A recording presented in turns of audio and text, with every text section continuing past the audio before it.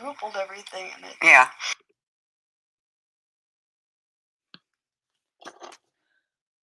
And even now, now it's like all these years later.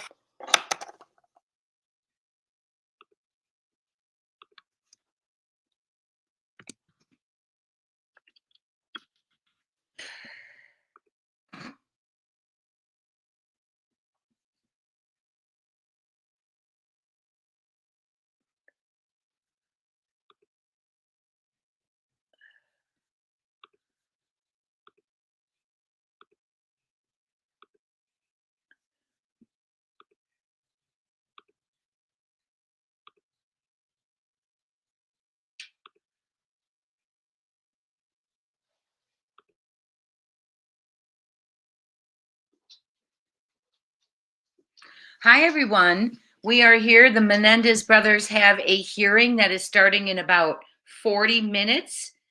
They are going to be appearing virtually before the judge. It's a status hearing determining whether to overturn their conviction. They were sentenced, as you know, in 1989 for shooting their parents, Kitty and Jose Menendez, in Beverly Hills. With the new information coming out about one of the Menudo band members claiming Jose had essayed him, drugged him and essayed him, and actually finding the letter from that Eric wrote to cousin Andy was another piece of evidence. Will they make a decision today? I don't believe so. I believe it's a status hearing. However, there are places saying, is the judge going to let him go? But I don't believe so. I believe this is just a status hearing and people are saying, are they going to let him go for hype? But we don't know. So let's go ahead and listen to it. Good morning, Susan Kemp, Forever Glow, Reserve Glitchin', The Real Me Too, Lovely Shadow, always good to see you, Victoria Burgess, Detroit Rock City. Hi, Mary Harris. Hi, Cinderelli. So good to see all of you. Let me turn it on for us. This is family talking. I don't know why I'm still scrolling. I'm sorry, friends. My laptop today has been horrid. Hold on.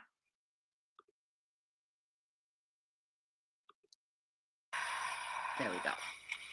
Told me a few things about Jose, and it was pretty gruesome.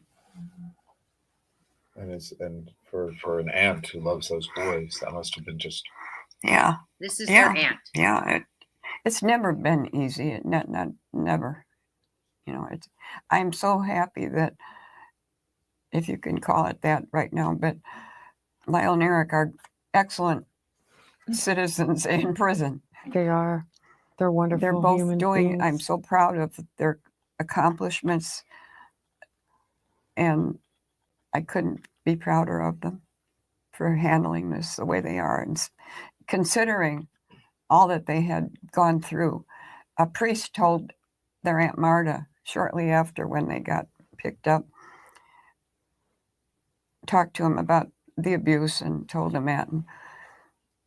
And he said that he knew that Eric and Lyle were happier in prison than they would have been at home, and she needed to understand that. I was just thinking that.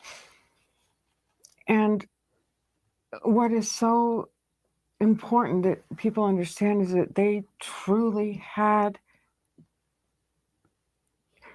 with every fiber of their being, the understanding that it was either they be killed or their parents be killed when it finally came down to the last night.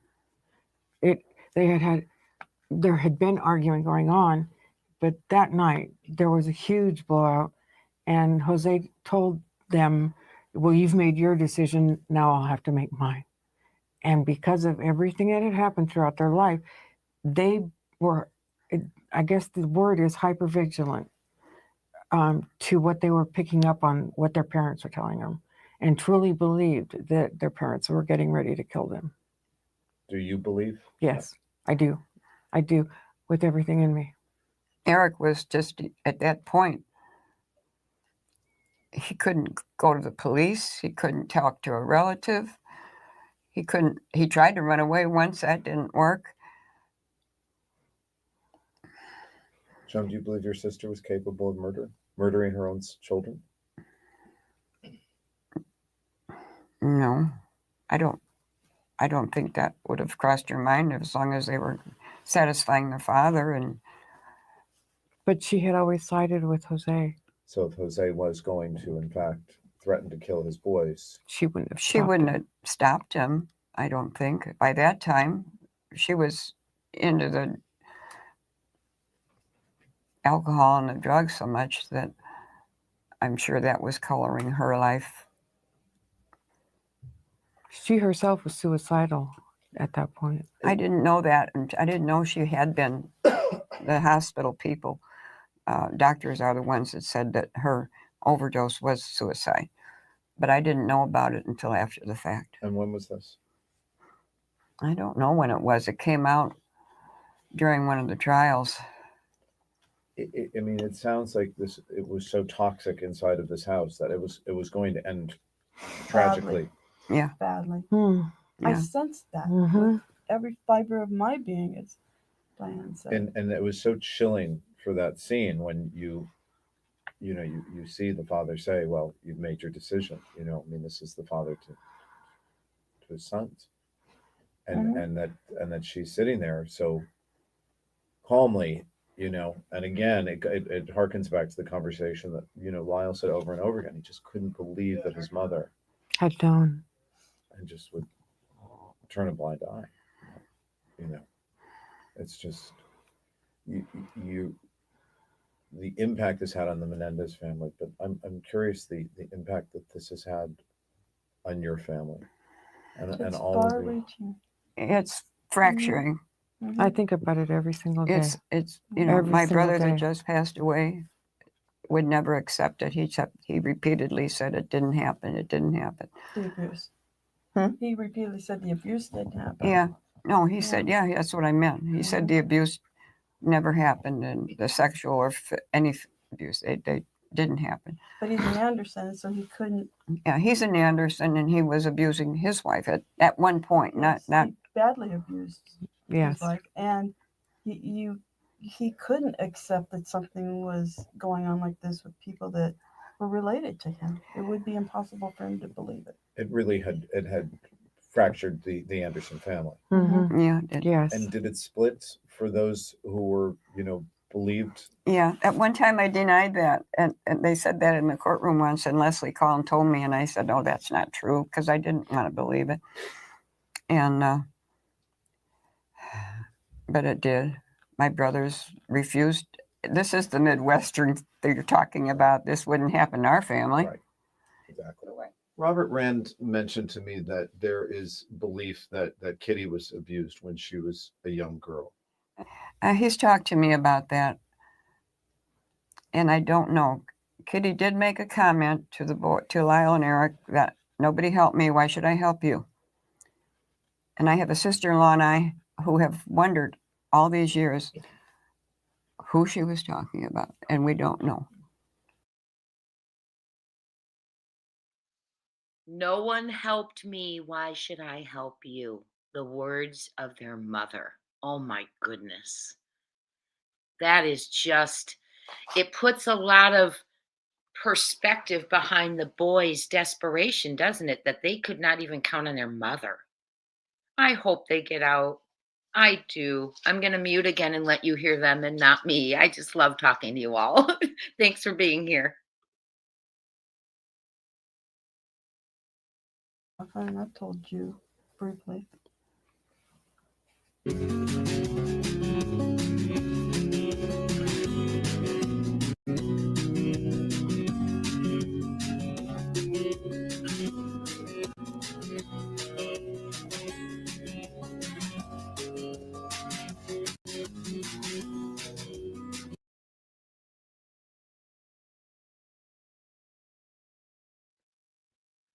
So I do know that the judge could have brought them in today in person. He chose to do it virtually. The thing that was really cool is they are doing a public lottery this morning so the public could get in. They asked the public to show up at 7:30 this morning to start the lottery, which is 3 hours before they're to begin. So I want to read you a little bit about what we have going on today.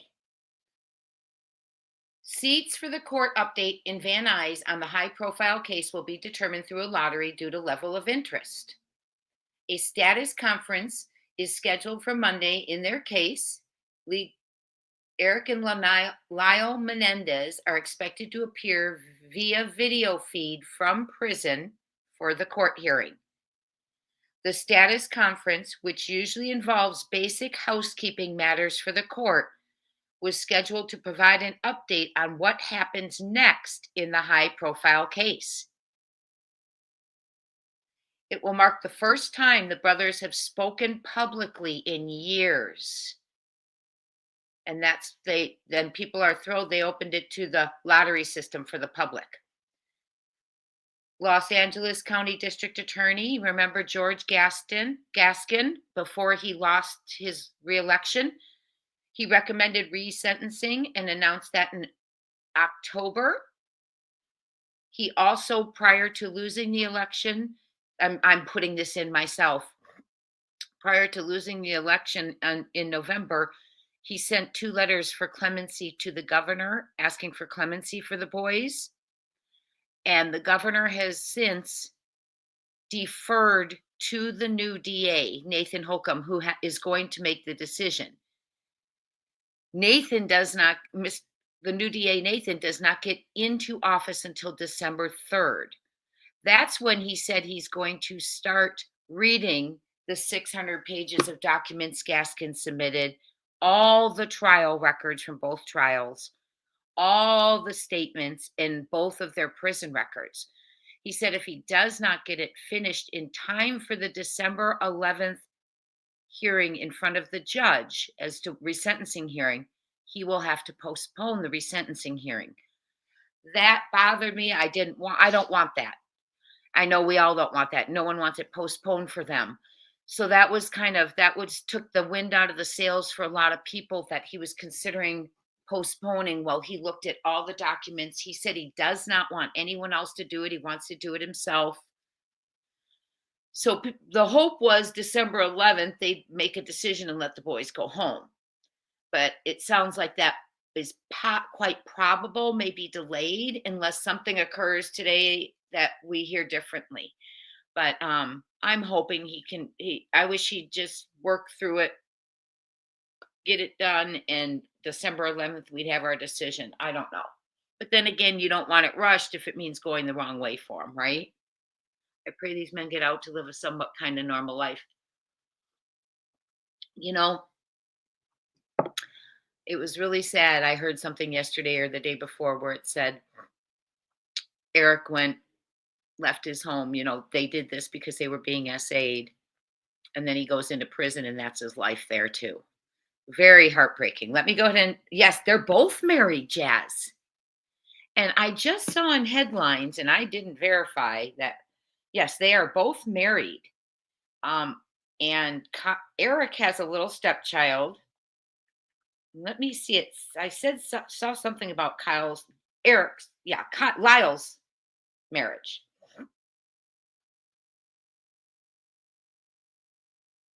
Yeah, I was right. Okay. Lyle and his wife have just split after 20. Oh, where did it go? Hold on. After 21 years of marriage, it broke an hour ago. 21 years of marriage, they split. And you know what's interesting? And I thought about this. There was someone on a YouTube channel or a reporter somewhere who said, can you imagine being the wife? You know how women, meet men in prison and they befriend them and they fall in love with each other and they marry. Well, this reporter said that's with the intention of never realizing or thinking you never will deal with them, live with them. You'll have your independence, but you'll be married. All the things someone might think who would marry someone from prison. And then they said, you wake up and you find out there's a chance they may get out. They said, could any of the wives not want that? Either of the wives not want a life with them home. That's not what they signed up for. Isn't that interesting? I was like, no way. And now here we hear, and I don't know why, but an hour ago, it broke that let me play it for you real quick. It's on my phone, so hold on. Is no longer married. The 56-year-old's wife, Rebecca Sneed, has announced their separation after 21 years of marriage. In a message shared to Lyle's Facebook page, Rebecca began the post by clarifying to followers that their split was not because of infidelity. Guys, this is not a cheating scandal. Lyle and I have been separated for a while now, but remain best friends and family. I continue to run his Facebook pages with input from him, and I'm forever committed to the enduring fight for Lyle and Eric's freedom, as has been so evident over the years. There we According go. to NBC News, the post has been verified by the brothers' attorney. Lyle and Eric Menendez have been serving a life sentence for the 1989 murders of their parents. Their case gained national attention in recent months after the release of the Netflix series Monsters and documentary The Menendez Brothers. So they have split. They have been separated for a while, is what that's saying. And it sounds like she'll still be a support, an emotional support to him when he comes out, if he gets out. So today I'm very anxious today, and what I think we should look at is excuse me all. Let's watch the feel of the judge today. Let's get a sense for the judge today, right? This is the first hearing. So let's get a sense of the judge and a feel where we think, he may be leaning. That letter I want to read to you too.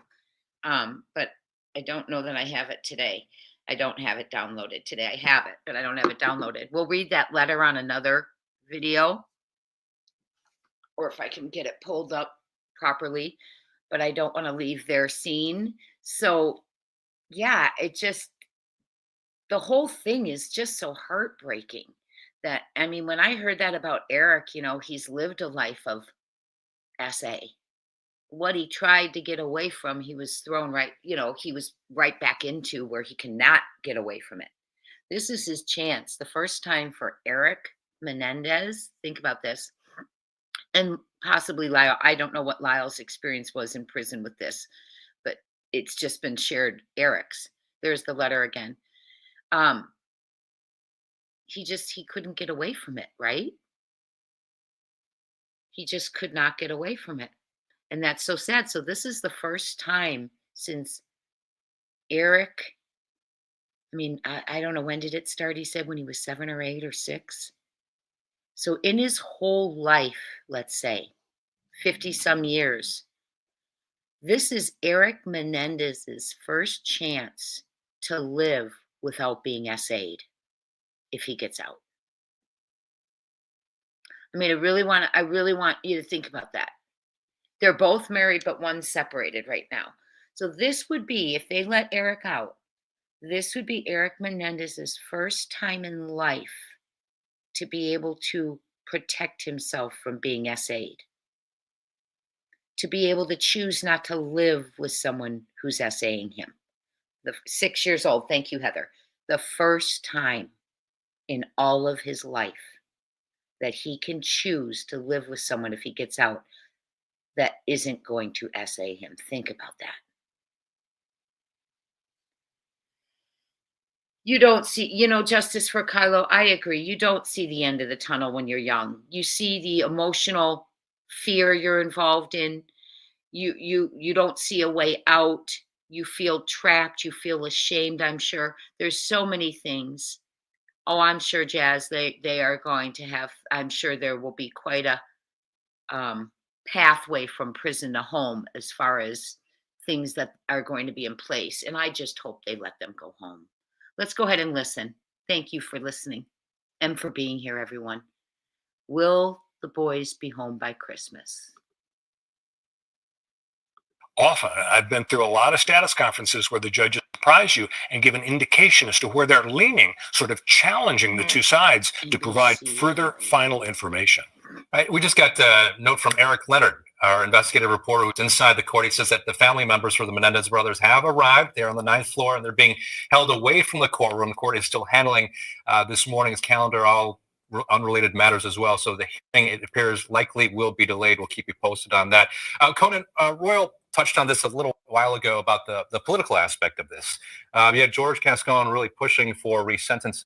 He, of course, was pushed out. And then you have Nathan Hochman, who's likely to review the case. Can you talk to us about how politics plays a role in this case? Well, Royal mentions the new state law, relatively new. Remember, it used to be called California Department of Corrections. They added the R, rehabilitation. So when it came to George Gascon and most progressive district attorneys, you could make the argument, most district attorneys, that part of the equation is rehabilitation. And so George Gascon would say, listen, that has been accomplished here. And due to the legislative action, the legislature, which is more progressive, is certainly more liberal, they believe, there are a couple of things they believe, that if you committed a crime before you were the age of 26, you should be given the benefit of the doubt because your brain hasn't hardened by the time you're 26. There was one legislator who actually introduced a bill that would have changed the juvenile law so that if you committed a crime before the age of 26, you could go to juvenile court and not an adult court. That's how much they believe in this. And so there's that. I think the new district attorney, Nathan Hochman, he has said that he's going to review the case. He's going to talk to the prosecutors, which he doesn't believe George Gascon did, the ones who actually prosecuted this case. I think there's a lot of pressure, though, on him, for him at the outset not to look like he's going to come down hard. He's a right-wing Republican, a former Republican. He represents a very liberal county. I think he's going to try to thread the needle here, but he reads the tea leaves. I don't know what's going to happen, but it's not going to be a definite no. Right. All right. NBC4's Robert Kovacic continues our coverage out of Van Nuys. So, Robert, you spoke with Lyle Menendez several years ago. You've been following this as close as anybody. What are your thoughts about today? Well, first of all, let's describe right now the situation here in Van Nuys. There is media from around the world. There is probably more media than we even saw a few weeks ago when George Gascon made that request saying that he wants the judge to resentence them. And so now we sit out here and we wait for any word from inside, where again, our Eric Leonard is in the courtroom. But from what we understand, you have the big picture here. This is the Menendez brothers trying to explore their paths to freedom. And there are a number of different avenues, as Royal and Conan and you all are discussing. It includes the resentencing. It includes the new evidence, if you will, that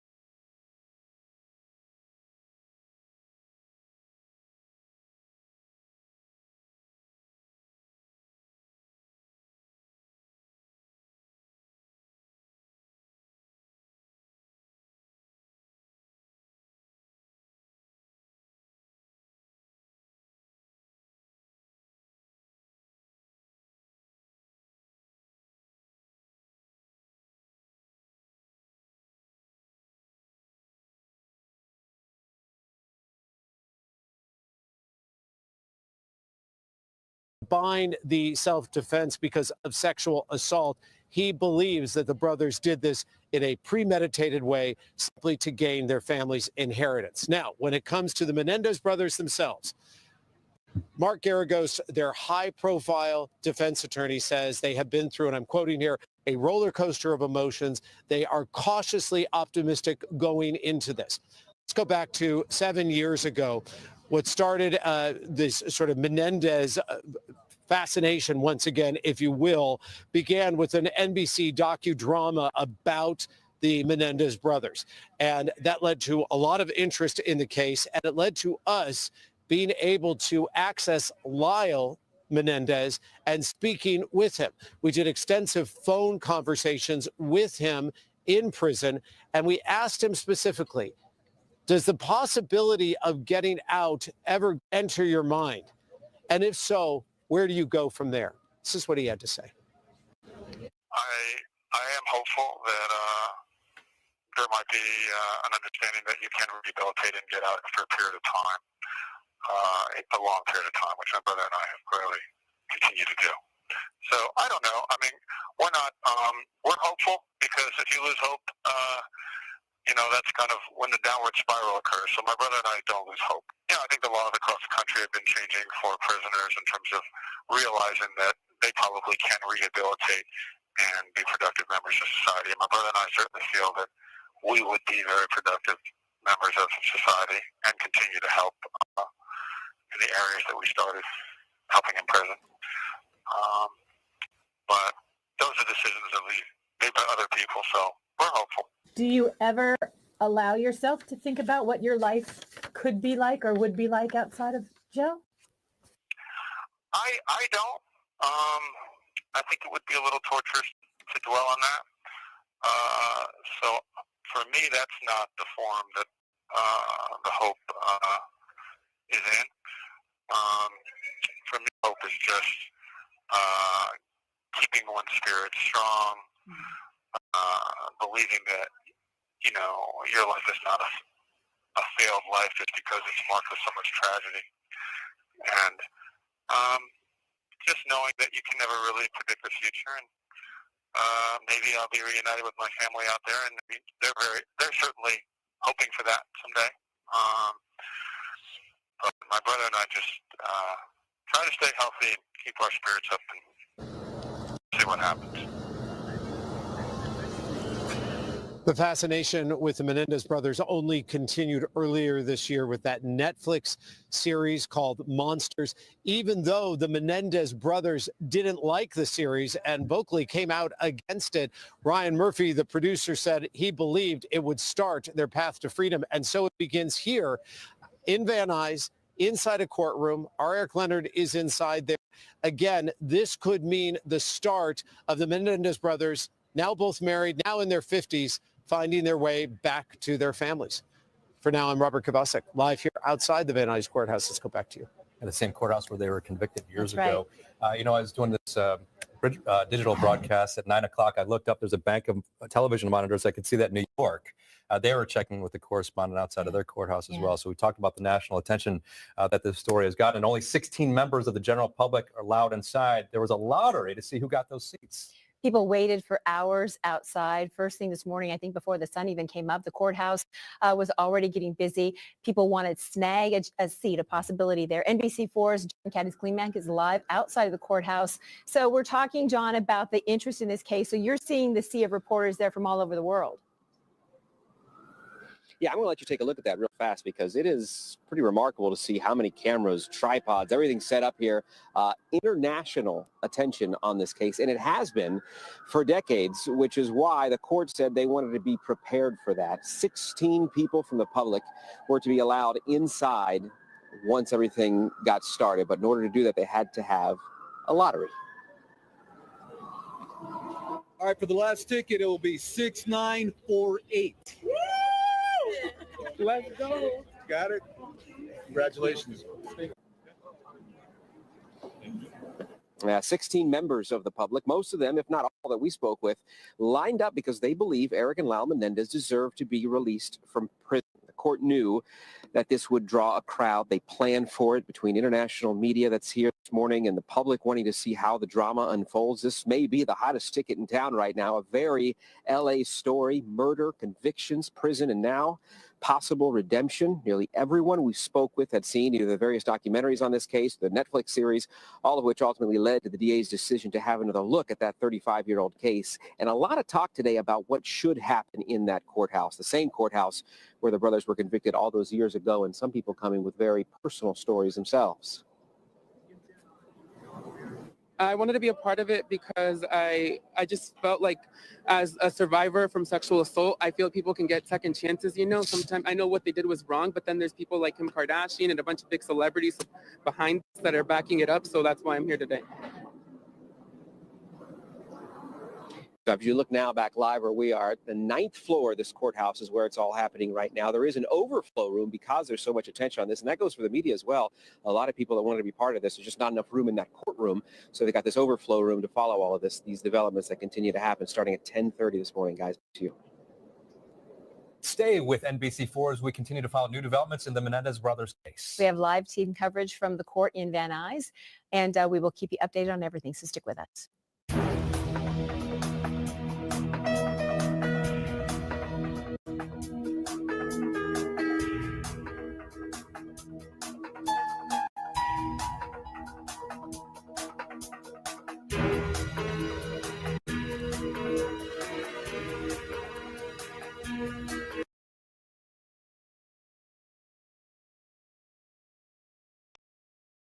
Hello, everyone. So good to be with you on a Monday. It is break time, so I thought I could start. Hi, Guardian Angel. If you want me to, I will start and read the letter for you. Okay. Let me pull it up. Let me see if I got anything. This is a letter from Eric Menendez to his cousin Andy. At the time of the first trials, they could not locate this letter. It was one that Eric spoke of and Andy spoke of, but it was not physically in their hands. I'm seeing my chats being weird too. Like I have two people's comments laying over each other right now. So like I can see half of Guardian Angel's comment and Lovely Shadow's comment is up over Guardian Angel. So we are having YouTube issues today. So, I am coming on live tonight again for 6:30. It's kind of becoming our time a little bit, 8:30 p.m. I am going to be on live tonight. If there's any updates for Sebastian, kind of want to talk about summer again today and some other things going on. So we need to remember to keep talking about Emma Baum, the pregnant mom who was 1 centimeter dilated from Gary, Indiana when she went missing. So we're going to talk about some of the missing today. Well, they're doing weather. We're going to read the letter. Excuse me. Letter from Eric Menendez to Andy Cano. Now, Andy Cano's Eric's cousin, and Andy is now deceased. He died very young. I want to say, I'm not going to say it. We'll look up why he died. Eric Menendez's family discovered a letter he wrote to his cousin, Andy Cano. And it's important because they said that they were making up the essay. So now that they can produce this letter, it shows before the murders, the unalivings, that Eric was talking about it. So it did exist. And that's why they want resentencing, because there's more evidence. And there's also evidence of one of the Menudo band, the boy band, the Menudos, saying Jose drugged him and essayed him too. So, Andy Cano in 1988, Eric Menendez's family discovered a letter he wrote to his cousin Andy Cano in 1988 before their parents' death, where he alluded to the SA continuing in their household. The defense views this letter as evidence the abuse allegations were not fabricated as a defense strategy. The letter is part of the public record. Okay. And if you recall, the family members now talk about They should have figured things out. Remember, this was a time when they didn't think of SA right off the bat. Now we do, something that happens and we know some of the signs. They said in the Menendez home, they should have caught on to it because there was a rule. When Jose was in the back, down the hallway in the bedrooms with Eric or Lyle, no one was allowed to go down the hallway. And now think about it. Now they think about that and they say it was a sign, right, of what was going on. Okay, let me read this. And it's not easy to read. It's in his handwriting, actually. So hold on. Of course, that froze too. Boy, it's like someone's taken over our internet. Okay, there we go. I can enlarge it. It's going to take a little bit. Okay. Hello, Andy. How are you doing? I hope better than I am. It's been a long time since we've been in touch. Too long. I wish we could have seen each other during Thanksgiving. We almost did. We were all set to go, and then my parents decided not to at the last minute. Mom said the flights were too expensive. She said we could wait till Christmas. But now they've decided that I'm playing the Fiesta Bowl, and that is not worth it. Just to fly out for a few days. I was all excited to see you and some high school buddies, but it'll have to wait a little, I guess. Mom and Dad had a company party here, and Dad hired people to decorate the whole house and bought a huge tree that they brought down from Santa Barbara. Actually, they had to bring 3 since Mom didn't like the way, hold on, I can't read that word. Didn't like the way the first tree looked. They were pissed. They also decorated the tree. Where's the Christmas spirit in that? Meaning they probably did it alone. They had people come in and decorate it. Okay. Where's the Christmas spirit in that? I remember when Lyle and I used to decorate it. Times change, huh? At least I got to put up my own stocking. That's sad. I can't, his handwriting's, I'm trying to read it. And one for Rudy and Velvet, who are fine, by the way. That must be pets. Mom isn't doing too good. It's like she's here physically, but mentally, she's just like gone, if you know what I mean. She freaks out over nothing. I feel bad for her. I want to keep watching to make sure we're not missing court because it's supposed to start in 2 minutes, even though they said it might be delayed.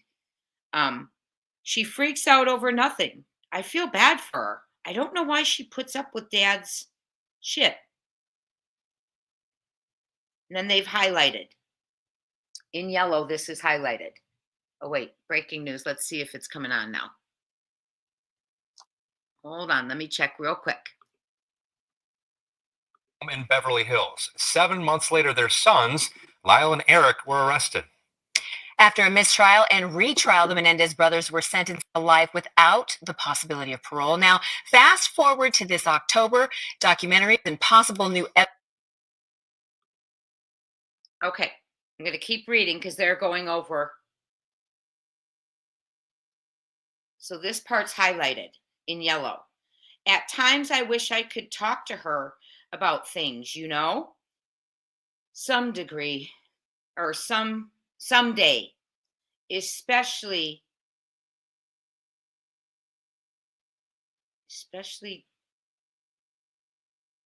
Dad and I. But the way she worships him and tells him everything, I'm so afraid she'll tell him whatever I say. I just can't rush it. So he's sad. He's trying to think of a way he can tell his mother, but she tells him everything. Lyle got in a huge fight with her over why we couldn't spend Christmas with the rest of the family. And Mom freaked out and said if he wanted to go, he could go alone. I just don't know why she wants to hurt him like that. Lyle wanted to stay, but Dad wouldn't let him. So now I'm stuck here alone. Oh, so I wonder where he had to go after the fight. So now I'm stuck here alone. I've been trying to avoid Dad. It's still happening, Andy, but it's worse for me now. I can't explain it. He's so, and then there's something written and scribbled out, overweight that I can't stand to see him. I never know when, where it's going to happen, and it's driving me crazy. Every night I stay up thinking he might come in. I need to put it out of my mind. I know what you said before, but I'm afraid. You just don't know Dad like I do. He's crazy. He's warned me 100 times about telling anyone, especially Lyle.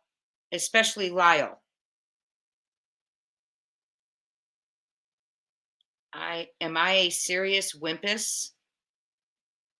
I don't know if I'll make it. I'm sorry, guys, this writing's. I don't know if I'll make it through this. I can handle it, Andy. I need to stop thinking about it. Anyway, I hope you're doing good. How's your new girlfriend, Allison? She sounds pretty great. When do you get to meet her? Or when do I get to meet her? I can see why you don't want to leave Puerto Rico. Sorry. Oh, are we there? Hold on, let's flip over for a second.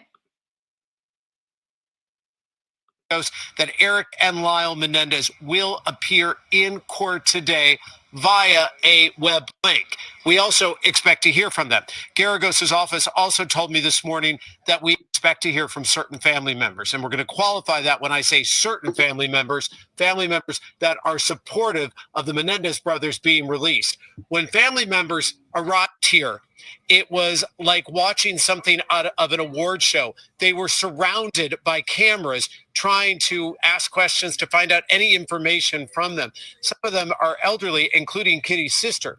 We also may be hearing today, though we don't know, there is talk of Milton Anderson, an important subplot here, because not all of the Menendez family members are buying the self-defense because of sexual assault. We had no choice to do this, to murder our parents because Eric Menendez was allegedly being sexually assaulted by his father. One of those people who's not buying it is Kitty's brother, Milton Anderson, who has been very vocal that this was done with the motive of greed and wanting to take their father's money. And it was done for the inheritance. And when we talk about what was done, it was murder, going into that home on Elm Drive in Beverly Hills and shooting their parents multiple times with a shotgun, going back outside to the driveway, reloading, and then finishing the job. So we have family members in the courtroom expecting to hear from family members today. We're expecting to hear from the Menendez brothers today. And while we talk about family members, let's talk about Lyle Menendez. 7 years ago, an NBC true crime series premiered.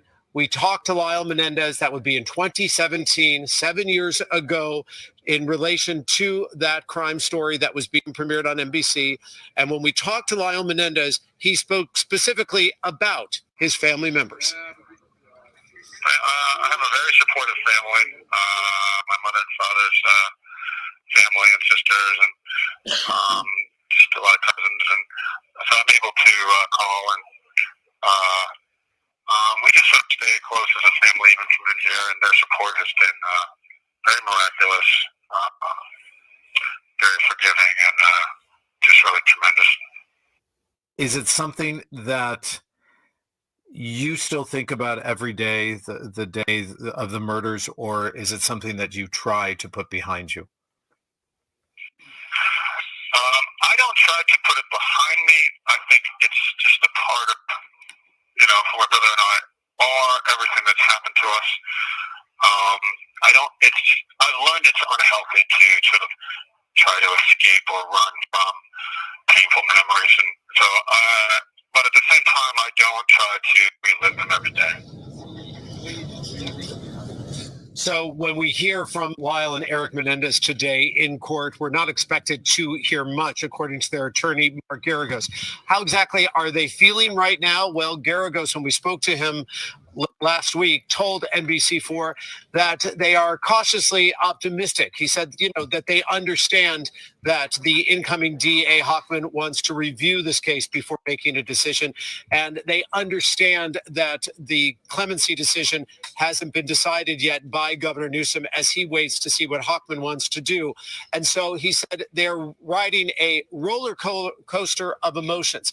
And that roller coaster of emotions, now that ride starts right here today in Van Nuys as we begin to see light rain falling here outside of the courthouse. For now, I'm Robert Kovalsik. Let's go back to you. Robert, thank you. We are getting word that it appears that the hearing is underway and that people inside the courtroom have been told to turn off their phones, which is, kind of the way it always works. But they maybe have just begun to start this. So we should be hopefully hearing some more about this. And our investigative reporter, Eric Leonard, is there in the courtroom. So we'll be checking in with him as soon as he's able to turn his phone back on and head outside of the courthouse once that hearing is complete.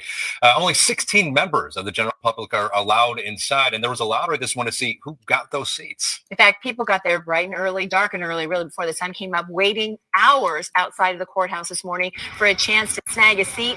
NBC4's John Caddy's Klimak has been out there this morning in front of the courthouse, also bright and early. You're seeing a ton of interest, and you were probably one of the first there, and now you've got a sea of reporters and photographers there. Yeah, that's what I was going to tell you. I think we were the first crew that arrived here on scene early this morning, and already there was one person who wanted to be a part of this to get that ticket to get inside. Now, he claims that he actually went to school with Eric Menendez, told the whole story about how he's hoping for freedom out of all of this. But in order for all of this to work, the court knew that there was going to be a lot of people who were interested in this, and they said there were only going to be 16 seats open to the public. They'd be able to get inside to actually sit in that courtroom to listen to what's going to happen today. But in order to do that, they had to have a lottery. We probably counted about 24 people or so who came, who wanted to be a part of that, and then the numbers were drawn. All right, for the last ticket, it will be 6948. Let's go. Got it. Congratulations. Certainly some of the folks who did win that lottery felt like they had won that. Again, 16 members of the public, most of them, if not all that we spoke with, lined up because they believe Eric and Lyle Menendez deserve to be released from prison. Between international media that's here this morning and the public wanting to see how this drama unfolds, this may actually be the hottest ticket in town right now. A very LA story, murder, convictions, prison, and now the possibility of redemption. Nearly everyone we spoke with had either seen the various documentaries or watched that Netflix series, all of which ultimately led to the DA's decision to have another look at that 35-year-old case. And a lot of talk today about what should happen in that courthouse. But as we spoke to the folks who actually got that ticket to get inside, that golden ticket, so to speak, they said they had very personal reasons to be here. I want to be a part of it because I just felt like as a survivor from sexual assault, I feel people can get second chances, Sometimes I know what they did was wrong, but then there's people like Kim Kardashian and a bunch of big celebrities behind this that are backing it up. So that's why I'm here today. That 9th floor of the Van Nuys Courthouse is where it's all happening right now. As you guys mentioned, they have already begun. And do want to point out once again, this is a very important part of this aspect. But I want to point out, too, that Lyle and Eric Menendez, they are not physically here. They're being, brought in by way of a video conference from their prison in San Diego. And we're still waiting to see whether or not there's going to be any action from them, if they're going to be able to speak, say anything, if there's going to be some, tearful thoughts that's going to come out of this. We'll know as soon as that courtroom doors open once again. Guys, I'll send it back to you. Thank you. We want to bring in Conan Nolan in Royal Oaks, our legal expert, to talk about this more. Let's talk about, so the first trial, they were tried separately. The second trial, they're tried together, convicted. Now we're hearing that they could maybe be resentenced separately again. How will that work and why? They're two separate individuals with different histories of rehabilitation and abuse and so on. So they could be separate, but I think the tendency is going to be to treat them together. I think the judicial system is going to be very reluctant to have another Menendez trial. So I think either the judge ultimately is going to say, look, should have been manslaughter, they're out or not. And, with the Netflix documentary and all the concern about abuse, it seems like it's a train going downhill. And yet there's the other side of the coin. It was amazing to me watching the Netflix documentary when one of the brothers was asked, well, why'd you kill the mom too? And he said, well, a couple of reasons. Number one, she would have been a witness to the crime. Well, as Paul Simon said, there are 50 ways to leave your lover, and there are 50 ways or more to kill a parent. You don't have to do it in the presence of the mom who didn't abuse them. And then secondly, he said, and we thought that if we just killed dad, mom would be adrift and emotionally she wouldn't be able to handle it. But you just told us before he was domineering and abusive to his wife. So a lot of people still have concerns over the fact that they took the law into their own hands and blew their parents away. So it isn't a done deal that a judge is going to spring them. And Conan, I wanted to ask about, there's so much attention on this case, so much attention nationally, and the public, we just heard from that gentleman there, he said he just wanted to be a part of this whole process. How do you think that impacts, I guess, the case, the public perception of it, the influence on the key players, the judge in this case? We've heard about different district attorneys, Gascon pushing for resentencing, Hochman wanting to review the case, the governor even weighing in saying, he wants to give Hochman a chance to review it as well. He wants to, not make any decisions regarding clemency. Just what's your take on what's going on here? You did mention the one thing that the interview also pointed out. He mentioned the Kardashians. And so that speaks to the cult of personality, which is also part of this. Again, it's the cross-pollination of a multiple different things that we see in society today. Those who were in the courtroom prosecuting this case. I'm going to finish reading the letter now that they stopped. Yes, all things in the dark will come to light. Absolutely. We've been saying that with Sebastian's case too. Okay, let's finish this letter from Eric to Andy Cano, his cousin. Well, they're doing this. Oops.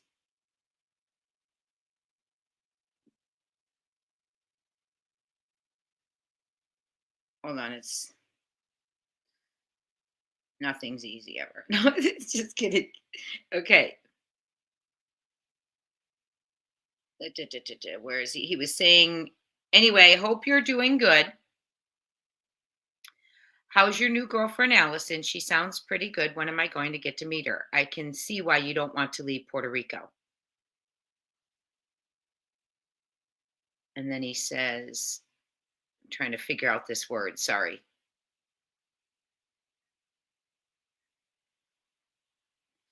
He says, I don't know what that word is. I hear you are playing a lot of soccer. That's great. I love soccer too. And I had to quit. How many tap ups can you do? I'm glad to see that school's easy for you. Sounds a little too easy though. Are you learning? Next year's the important year, 11th grade. So he's writing this in 11th grade. Transcripts are what colleges look at. I'm doing okay so far with school. My tennis gets in the way some, but next year is an important year. I think if I really do well on tennis, mom and dad will ease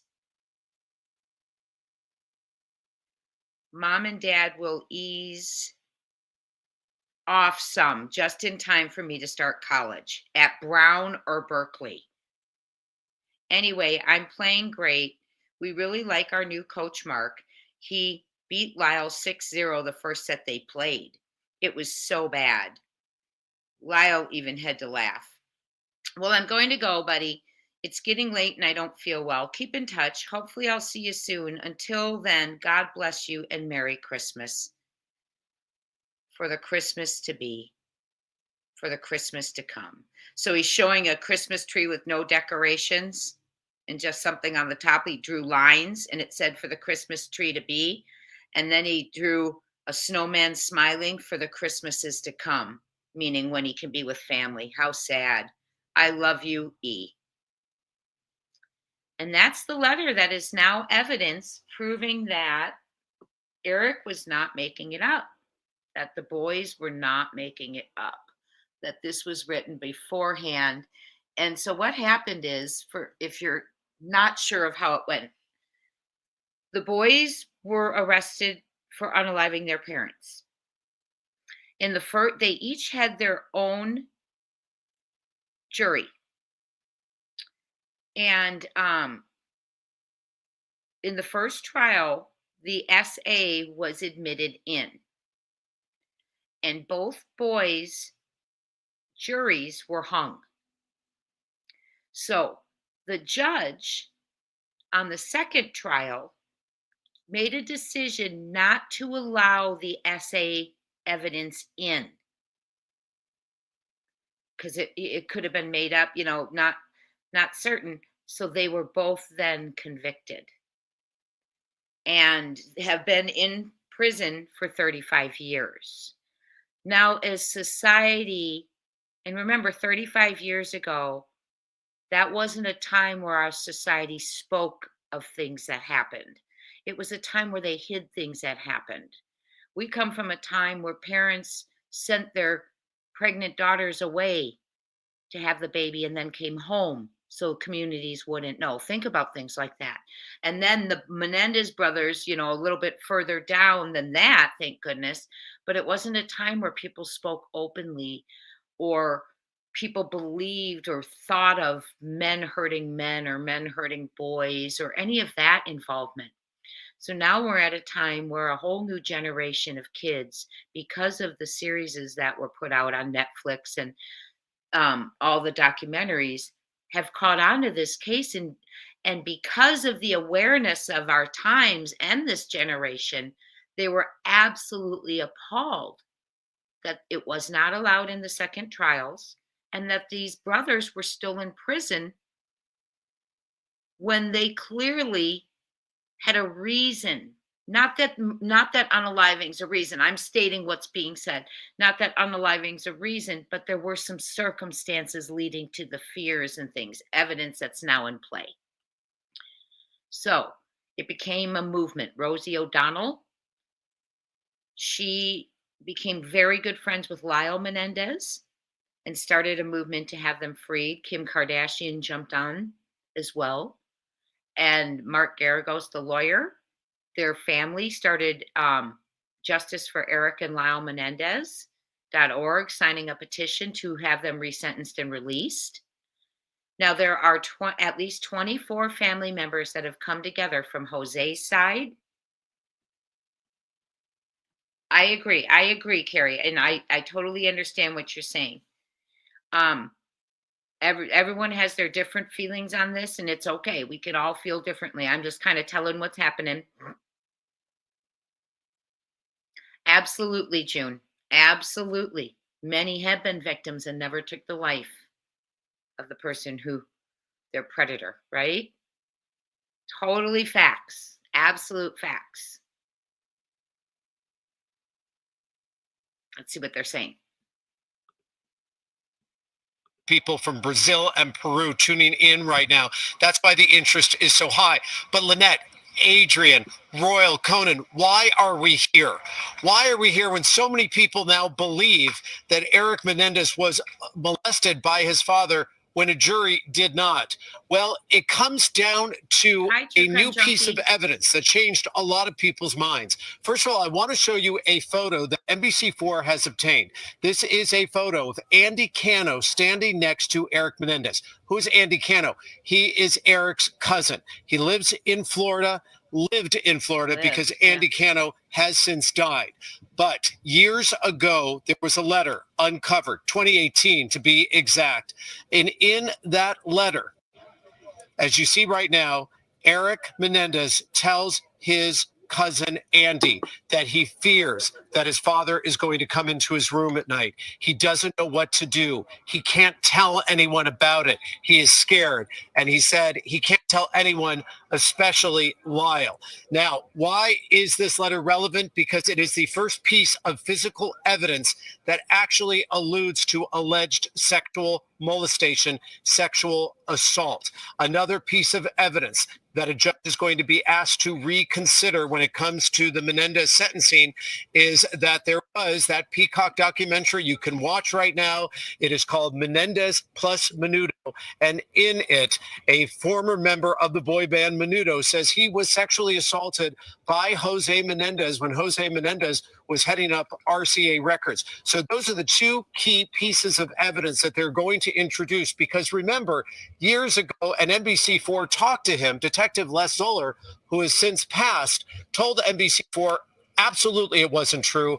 There is no evidence of sexual assault, and the Beverly Hills Police Department looked everywhere for it, and they couldn't find it. That evidence was uncovered in the home of Andy Cano in Florida in 2018 that they say now proves their point. And then we'll leave you with this. Lyle Menendez, when we spoke to him in 2017, told us that his brother was raped. He called it childhood rape. And he said in that conversation with us, this is when the two were separated and weren't at the same prison at the same time. He said he goes to bed every night fearing that Eric was going to take his own life. That's the very latest here outside of the Van Nuys house. Let's go back to you. Robert, I want to talk to you a little bit about all of this interest. We've been talking this morning about the cult-like interest in this case and how it's been renewed. We do know that both Lyle and Eric both got married while they've been in prison. We understand that Lyle is now legally separated, is getting a ton of interest from a 21-year-old college student who believes in his innocence. What are your thoughts about how this has gained such a cult-like fascination? Well, I think you can go to what George Gascon said when he had that news conference several weeks ago, saying that he believes that the brothers should be resentenced. He was very impressed with their rehabilitation in prison, that they have done so much, even though they were life in prison without parole. He believes that the culture has changed. We had a one-on-one interview with the outgoing DA, Gascon, and he said, back then, there was no belief that men could be raped. He said, now people do believe it. So I think he is crediting this to a cultural shift. But you have to remember that there are people like Milton Anderson and other people who firmly believe that this never happened. And even if it did happen, that they didn't have to go so far as to pull out shotguns, walk into the home on Elm Drive in Beverly Hills and shoot their parents multiple times, going outside to reload their weapons and going in and finishing the job. So while there is a high level of interest that has to do with an NBC series that came out in 2017, a true crime story, and of course the Netflix series Monsters that came out just this year that the brothers Menendez were not happy with at all, though the producer Ryan Murphy firmly believed that it was going to lead to their freedom.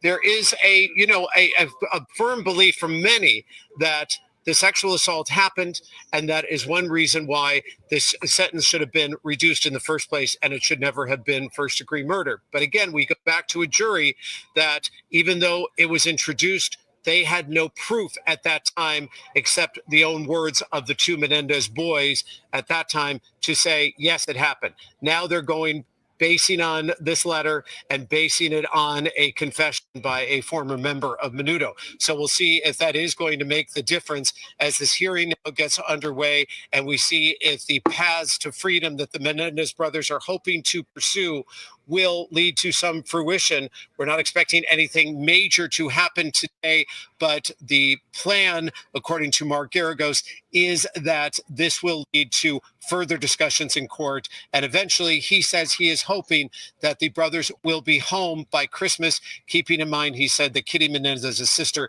is aging and he really wants to have her reunion with the brothers while she is still on this earth. As far as the Menendez brothers are concerned, Mark Garagos, their high-profile defense attorney, tells NBC4 that they are remaining cautiously optimistic, but he said they are keeping their expectations in check. And we want to remind people that we're on early right now because the Menendez brothers are set to appear in court. They are doing so right now, we believe, for the first time in decades. And that's why we're on early with this breaking news coverage. Robert, before we let you go, I had a question for you. You're one of the few journalists who've been able to interview one of the Menendez brothers. What was your takeaway from that experience? How did that affect you and impact you? The first thing that I will say about the conversations that we had with Lyle Menendez in prison, and keep in mind when you have a phone interview while someone is incarcerated, you're interrupted every minute by them telling you that you are having a conversation with someone who's in prison and how much time you have left because he's on a limited time in terms of how long he can talk, is that he was very level-headed. He was mature. And I think the one thing that struck me is that they don't forgive themselves.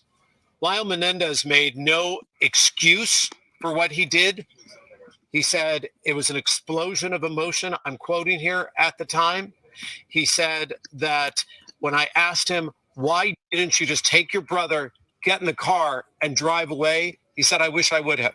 So he makes no excuse for what he did, but he is hoping that during his life in prison, because while we talked to him, he said it was too torturous a thought to even think about life outside of prison, that while life in prison, he didn't want the tragedies that marred his life to stop him from being a productive person, even if that meant when he was behind bars. So he was level, he was honest, and again, he took full accountability for those murders and said that what they did at the time, they had no choice. Robert Kovacic reporting for us from Van Nuys. We will get back to you with more as it continues to develop. Let's get back to Royal Oaks and talk about today. I am curious about the judge in this case. So based on the reading and the documentaries that I've watched, the judge in the first trial, he's the same judge for the second trial, and he made a very specific decision that I think changed the course of this case in not allowing any of the allegations of sexual abuse to be talked about at all. He pulled that completely out. And just the way he handled that, he's not part of this proceeding, but do you think that will have a lasting impact today? Absolutely. Judge Stanley Weisberg made the decision after the initial trial. It was just one trial, but two juries for Lyle and Eric. He made the decision that, okay, I've heard the evidence of abuse, and he didn't think that it was enough to justify a manslaughter count. Manslaughter is where you intended to kill, but your mind was just gone. You were deranged, you're overcome by passion, and therefore you go to prison for 5 to 10 years, as opposed to murder. You premeditated it, you knew what you were doing, and you go away for 25 to life. In the second final trial, the judge said, I'm going to let a little bit of evidence in about abuse just to talk about their state of mind in terms of premeditation for murder, but I'm going to limit it extremely. As a result, the jury had two choices, murder or let them free. And whereas in the first trial, all the men on the jury said, fry him, murder. All the women on the jury said, oh no, manslaughter. In the final trial, all 12 men and women said, okay, it's going to be murder. So that was a crucial decision. Now we see this new evidence, the letter to the cousin, the Menudo boy band member. That's an argument for the Menendez brothers' lawyer to say these brothers have been abused. They've been victimized by a deprivation of their rights. The evidence should have been brought in. And again, I don't think we're going to see a second Menendez trial. I think the judge is going to make the hard call. Either he's going to say, I'm going to resentence them for manslaughter and they're free, or he's going to say, nice try. But they knew what they were doing. They planned. As Conan pointed out, they reloaded before killing their mother. So that's the tough call that this judge is going to have to make. But as I mentioned, he's known as being fearless. He's willing to make tough calls. And I think Mark Garagos likes that idea because it's not easy to spring two people who were told by the initial judge, you are never going to see the light of day. It's also not easy to go against, all this public opinion of saying free them. Either way, he's going to go against someone. Exactly right. And as you say, it's just a cult-like thing. Richard Ramirez, the Night Stalker, it can't get any worse than this guy. Somebody wanted to marry him. There's just something about fame, even if it's really infamy. And, Royal talked about the jurors kind of being split in terms of what charges they kind of feel like these brothers should be facing. This is one of the fascinating components about this story. You got jurors feeling one way or the other, and then even people working in the district attorney's office understand that there are mixed feelings there about whether or not they certainly are. And from what I understand, some of the former prosecutors were upset that they weren't talked to by the district attorney, George Gascon. We should point out that there was an appellate court hearing on this, and they said, listen, they sort of made the similar argument. We don't care if there was abuse. That's not the point. The point is, were you convinced that you were going to die? And that's the evidence to which the second trial was focused on. And and obviously the juror says there was no, whether it was their perception or not, the fact is that they were eating ice cream, watching TV, and there was no evidence that they were going to murder their own children. So, but again, fundamentally, we've reached a point where over the course of time, memories fade. A lot of the evidence is now looked at with a different prism. Mm-hmm. We have the point, we saw the live shot from Robert, of international media. You also have the social media, the democratization of the media, where anybody can have a podcast, anybody can revisit this new evidence. Ostensibly, it's new. I mean, the prosecution, some of the prosecutors have gone on the record saying they think this letter is manufactured. But it gets to the point where one could argue that when you saw this case the first time, so many years ago, you could have predicted this had you known something like social media was going to overtake the media landscape. Right. Which We has happened. still have a lot to unpack. It is now 11 a.m. We continue to follow the latest in the Menendez brothers' bid for freedom. And for the first time in decades, Eric and Lyle returned to court, the same courthouse where they were convicted of killing their parents. Thanks for joining us. I'm Adrian Arambula. And I'm Lynette Romero. We are so glad you're here with us this morning as we begin our 11 a.m. news. We brought it to you a little bit early today as we've been going on the latest in today's hearing. There is so much to uncover, a lot of questions, a lot of thoughts. There's several crews at the courthouse in Van Nuys, and we want to start off with NBC Robert Kovacic, who continues our coverage outside of that courthouse in Van Nuys. Robert. Adrian and Lynette, we do want to qualify that they are returning to court, but they are returning to court via a web link. So they will be there, though they will physically still be back down in Mule State Prison.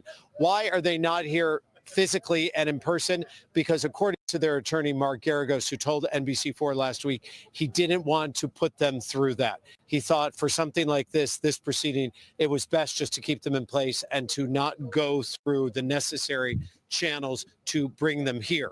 Well, why are we here exactly? Well, it started the day after a premiere of a Peacock documentary. And in that documentary, again, Menendez plus Menudo, it was a confession by then a former boy band member of Menudo saying that, claiming that he was sexually assaulted by Jose Menendez, who was at that point heading up RCA Records. The very day after that Peacock docuseries premiered, they went to court and filed this habeas asking for them to consider new evidence. Among the new evidence, a letter that was discovered in 2018 in the Miami home of Eric's cousin, Andy Cano, a letter written to Andy 9 months before the murders of his parents, saying that he feared his father coming into his room at night. He feared what would happen, and he couldn't tell anyone, especially not Lyle.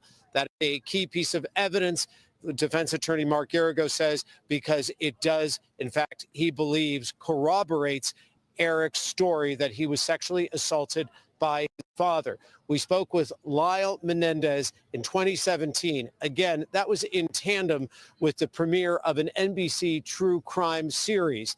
And when we spoke to Lyle Menendez, he talked about the childhood rape of his brother, and he said he feared for his brother's life. Listen. I stay healthy. I feel like I'm doing well. It's, I try to stay as safe as I can be.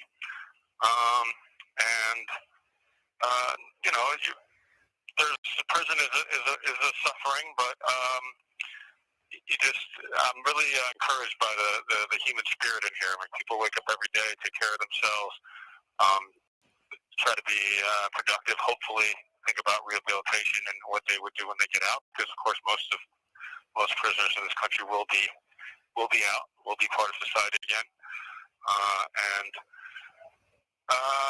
I think for the most part, my brother and I are holding up pretty well, which I'll admit is a surprise, because when my brother first came into the prison system, I wasn't sure that he was going to survive it. It's been said, and I agree, that child rape is a crime against memory and sleep. And I feel like my brother goes to sleep every night, and I just wonder, is it much? Am I just going to hear that my brother committed suicide one day? I worry about it. I think it's a reality. It could happen. And so to that degree, I'm always nervous. I feel like I'm going to hear it on the news before I can even hear it from a relative. But at the same time, my brother has a good life for himself, and he's doing well. And so it's a tough question to answer. I do worry about him.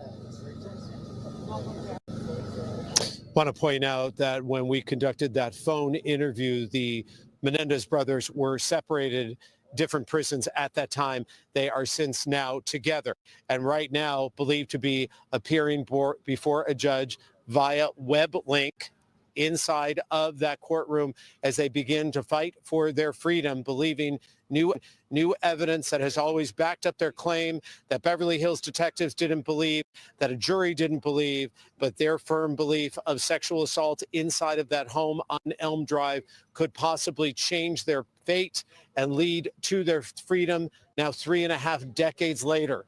And for Lyle Menendez, when we asked him all those years ago, would you ever even consider getting out of prison? He said, quote, "It is too torturous a thought." I'm Robert Kovacik. Let's go back to you. All right, Robert, thank you for that. Well, only 16 members of the general public were allowed inside. There was a lottery to see who got those seats. NBC4 John Caddy's Klimak live outside the courthouse. Has been out there since 4 this morning. John, a ton of interest in this case. We're hearing from our folks on our digital team that people are watching from all over the world. All over the world for this one. This had international attention since this all started, 1989, when those murders were first committed. We've been keeping an eye on the 9th floor here just to see if there's any activity happening, because we know that this hearing wasn't supposed to take very long, so we're still waiting to see when it will wrap up to start getting some information. But I did want to point out all that media that Robert's been talking about, too. There's a podium that's set up here. All the cameras are going to be pointed at that for whoever comes out to make a statement once this hearing is complete. Now, 16 people, members of the public, they were the ones who were allowed inside to be present during all this, all because of a lottery this morning. All right, for the last ticket, it will be 6948. Let's go. Got it. Congratulations. Yeah, the court knew this was going to draw a crowd, and they planned for it. It might be the hottest ticket in town right now. Very LA story, murder, convictions, prison now, the possibility of redemption. Nearly everyone we spoke with had seen either the various documentaries on this case, the Netflix series, all of which ultimately led to the DA's decision to have another look at the case 35 years later. And a lot of talk today about what should happen in that courthouse, same courthouse where the brothers were convicted all those years ago. Like I grew up with this case, just living in the area, that we really want to see hopefully positive news. So your positive news would be that they are released is what you're hoping for? Yeah, that's how I believe this is one of 2 hearings this week that the brothers have. Yes, and removed immediately, Shining Star. Yes. I don't know, Jen Benners. I don't know. I've heard various things and I have not followed up on it. I just deleted and everything was gone anyway. So this is, there's 2 hearings this week is from what I'm hearing. Yes, he was a mod on mine too, June. So I don't know what the other one is. They'll let us know, but they are running late. Well, they are in session, but cameras aren't on. But the public lottery allowed 16 from the public in. The family members have arrived. They are in there as well, just to keep you updated. We also read the letter that Eric wrote to his cousin, Andy Cano. Andy is now deceased. Let me see how he died real quick.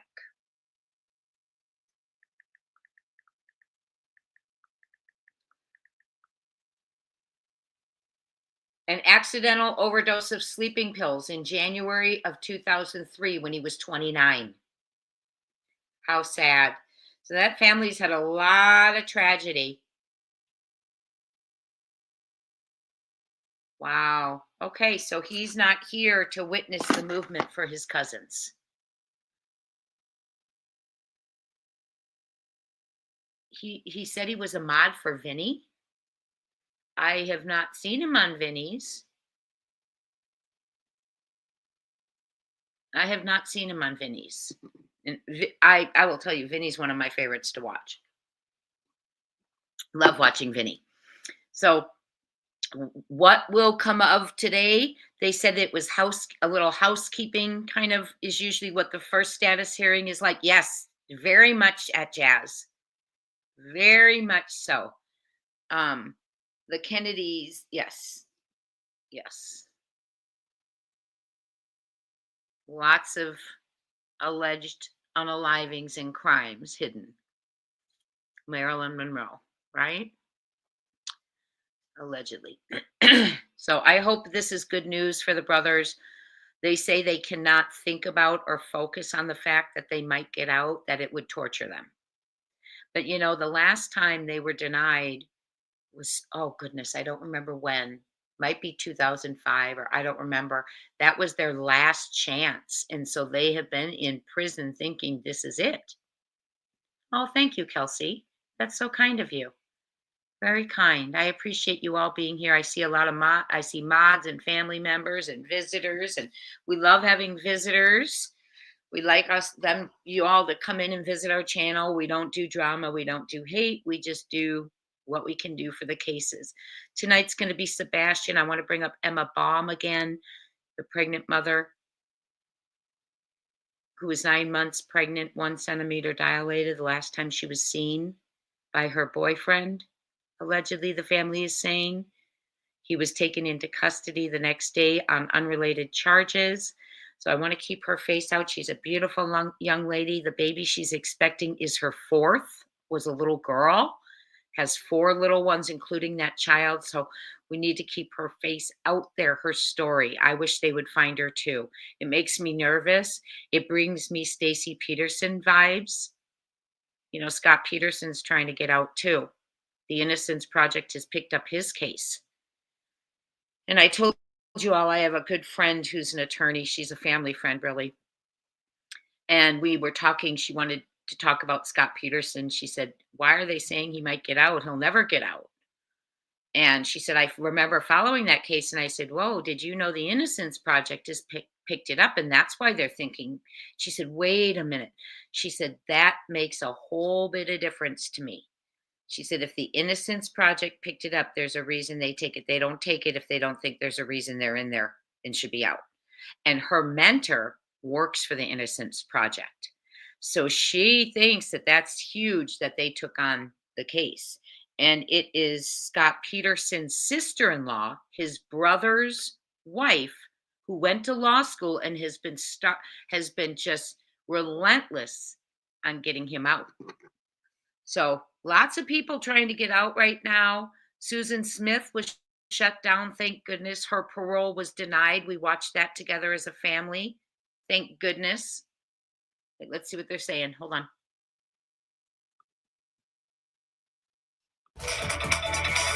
Enjoy the best years of the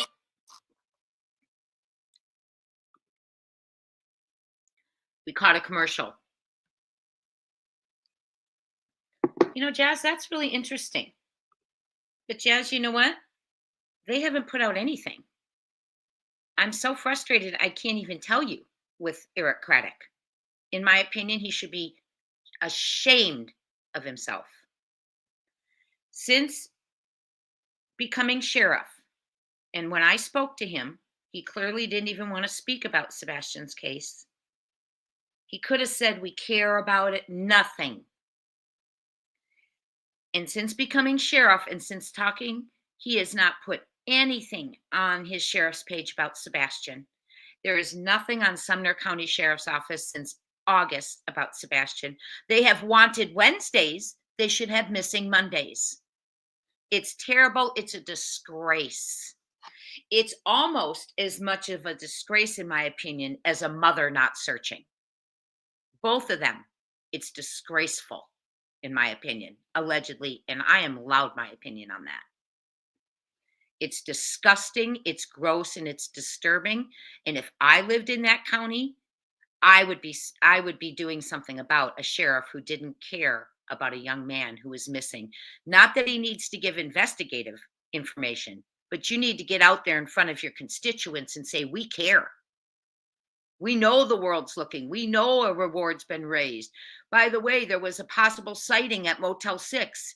We know all of that. We know there's people in Oregon connected to it. We know the Canadian borders are being watched. We know there's a high alert from One World. We know that there's a person of interest mentioned related by marriage to Sebastian. We know there's a person of interest mentioned allegedly, possibly believed to be involved in criminal trafficking and wanted. We know 2 people tried to infiltrate the system. Why is nothing being said? Why is he the only one not saying anything? It's disgusting, in my opinion. Well, he's not the only one. The only other person who I expect to be saying something more other than Seth is just as silent. And in my opinion, it's disgusting. There was a case in Cleveland where girls were kept in a basement. Remember that case? Oh, okay. Remember that case? And they watched their parents looking for them in Ohio. This was from Cleveland. 2 of the girls saw their parents every year at the anniversary looking, and the families had bonded together and searching. And there was one there whose family wasn't on the news searching. And it broke her heart. Now imagine if Sebastian is watching the news. His dad is making him proud. His dad is making him loved. But what do you think that child is thinking? That his mother, allegedly, in my opinion, does not get on and fight, cry, beg for him, does not search for him, says nothing about him, allegedly. Imagine if he's watching that. Just like the girl in Cleveland, watching the other kids watch their family search and get in front of the cameras and beg and plead, and hers did nothing. She saw nothing. And that's what Sebastian's seeing if he's watching. His mother saying nothing. In my opinion, it's just gross. And I don't care. You can tell me 1,000, 1,000,000 times, well, she can't go outside because people are being rude to her. Who cares? Your child is missing. Who cares? If you're not looking, who will? Oh, yeah, the whole world. And Seth, that's who will. I'm sorry. I just, the feelings are just so high now about this case. It makes me sick. In my opinion, she should be behind bars until Sebastian is found. Like Vello. Let's present him. You were the last one with him. Present him. And sit behind bars till you do. It isn't a home where he was. It was a boot camp where he was treated as like an inmate, in my opinion. I'm sorry, guys. I just can't. I hope you all enjoyed and were present for myself and Silver's last night. He's very passionate about searching. You know, we came together last night for you all because you had requested it. And, you know, we'd never verbally talked. We've sent a couple texts and emails. And so it was just really great because we do align on how we feel. And we feel that the focus is Sebastian. And when people aren't doing what people should be doing, we have a right to say something, right? And I feel like they've tried to silence people from being allowed to observe the travesty. And if I receive messages, well, Jay, she has to eat. She has to leave the house to eat. Oh, yeah, you're right. But when she leaves that house to eat, she could also put on some boots and search. And then eat afterwards when you've raised your appetite from a good hard search. Excuse me, I'm sorry. It's just too much for me. It is too much. Thank you so much, Grandma. Y'all, I'm going to put you on mute for a second while I get some more coffee. Clearly, I need it. 1 second.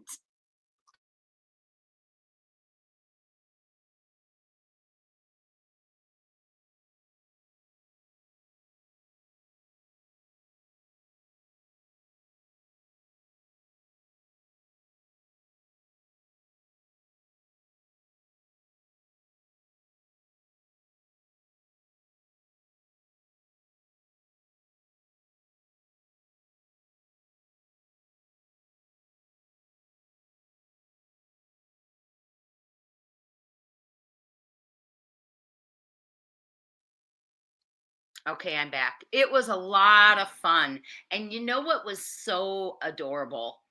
He has never gone live, Silvers, before. And so, that was his first experience. And he did a fabulous job, didn't he? He was clear, he was concise, he explained things nicely, he showed his passion. We talked, we batted things back and forth. I had a lag going last night, and when I went back and looked at it sounded like I kept interrupting him, but I was lagging like I was today this morning. So I need to apologize to him because I'd start talking and then here he was still talking. So that was a little rough. But from what I'm hearing, YouTube has been having some issues because this morning I was afraid I couldn't get on. So, and I'm so glad to hear it's YouTube. But it was a lot of fun. A lot of fun. I'm working on arranging someone I'm working on arranging someone as far as social work and stuff to talk to us as well, because we have some questions. So as you think about the Sebastian case, please email me with questions you might have for someone who was a social worker and also worked in a prison. So I'm working on that. Also working on, there's another creator who is asked to come on my panel. I have not had the moment to get into that, but I am absolutely going to respond to that and see and think about it. Okay, so we have some good things coming down the pike. Hi, Sandy Shaw. Oh, okay. Absolutely, Sandy, I will. I hear you, lovely Shadow. I'm tired too. Oh, you put a green bulb in it. Oh, Heather. Today, after we get off of here, I'm off. We have a tremendous Thanksgiving break because we take a vote. We come back earlier in July in order to get a really nice Thanksgiving break. So today, after we're off here, I'm going to go get some green lights, some more, and I'm going to go visit my mama and then come back and be on with you all tonight at 6:30. Or 6:30 my time, 8:30 Eastern. Cinderella, is that one from today or one that I received from you yesterday or the day before? Because I thought I responded, unless it's a new one. I'm really trying to work on emails this week, you all. I have been taking notes on the things that you have sent me. Keep sending them. And like Silvers and I said yesterday, you can keep sending me things you want me to submit. Someone just mentioned I might need to submit something to Nick and Dog. I do it for you. Hi, Adrian.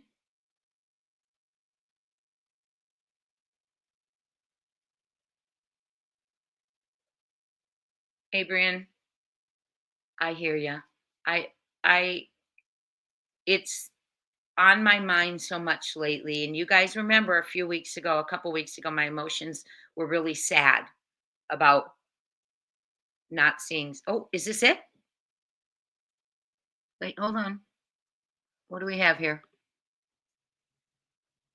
Tells us it is expected to start very soon. So we're going to go back to NBC4's Robert Kovacic, who continues our coverage outside the courthouse. And that's Robert.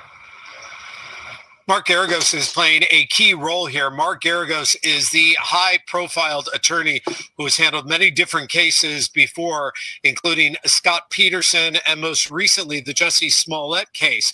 So when Mark Garagos talked to us, he said he has been in frequent touch with the Menendez brothers. Again, he said they're riding a roller coaster of emotions, and he is asking them to keep their expectations in check.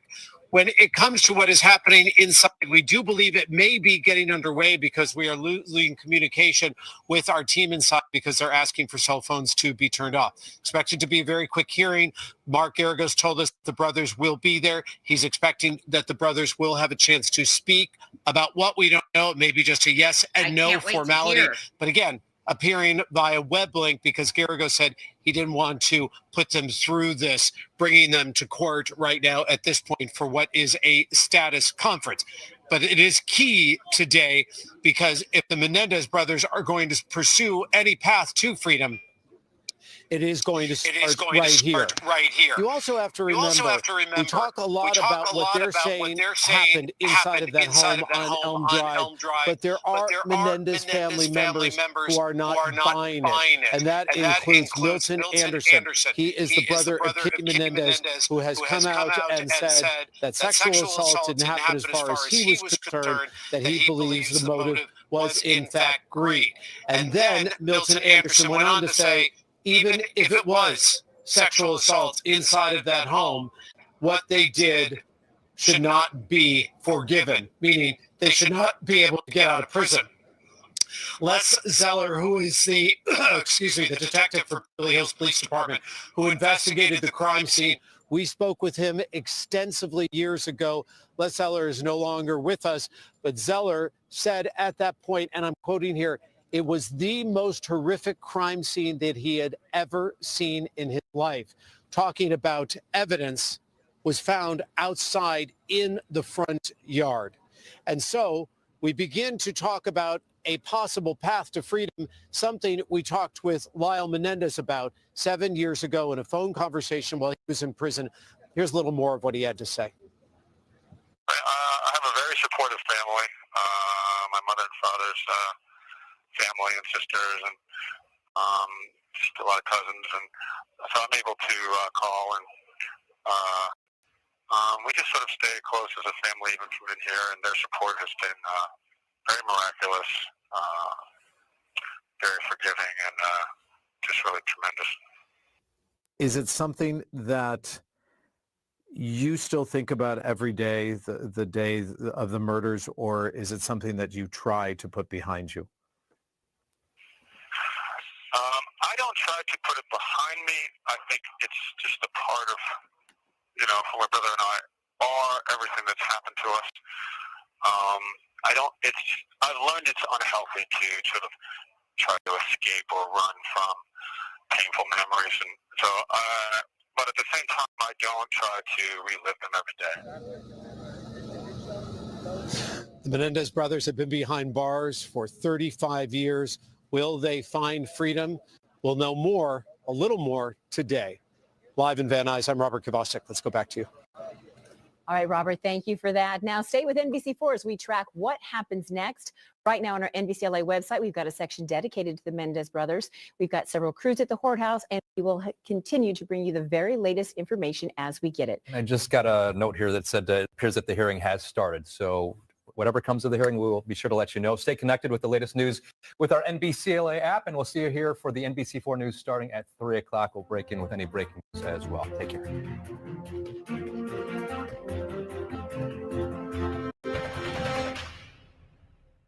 I'd like to bring in someone gold. Being authentic.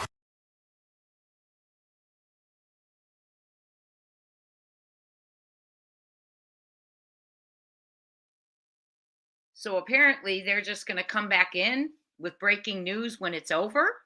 Let me check things out. You all talk amongst yourself. I'm going to go check things out real quick and see if anyone's still streaming it live.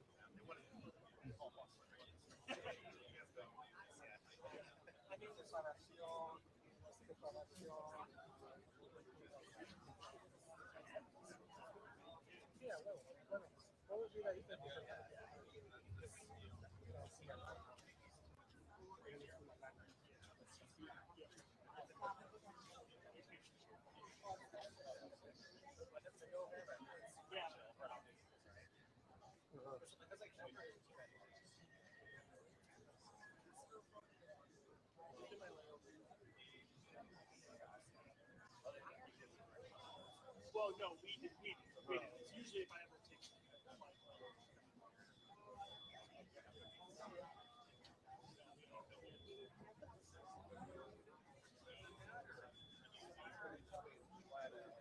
¿No lo han llenado?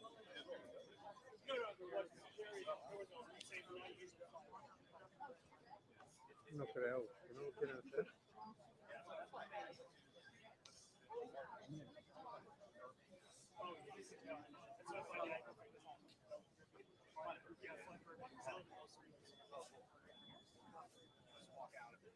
Eso no, qué feo. Qué malo.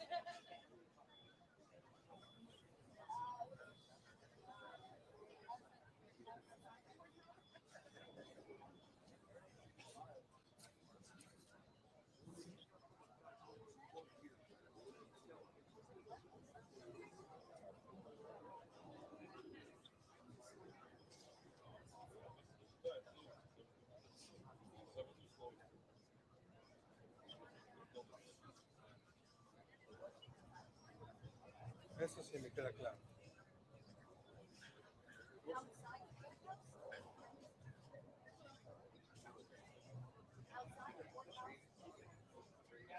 Para defenderlo.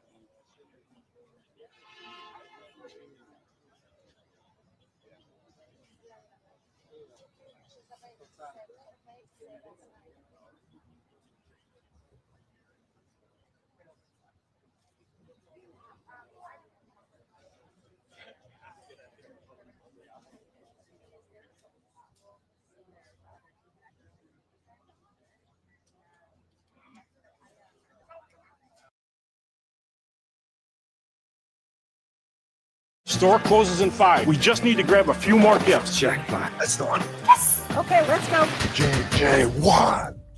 Hey, I made my family disappear.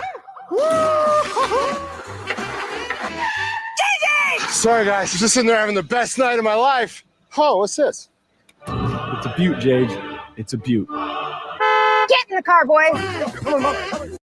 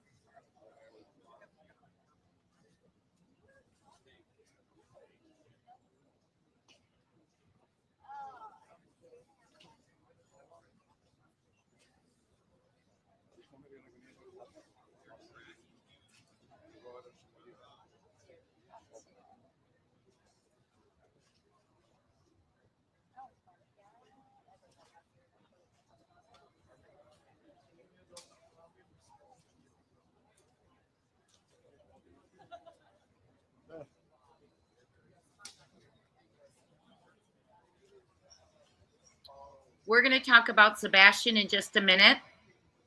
We'll just chit chat Sebastian while we're waiting. Just give me 1 second.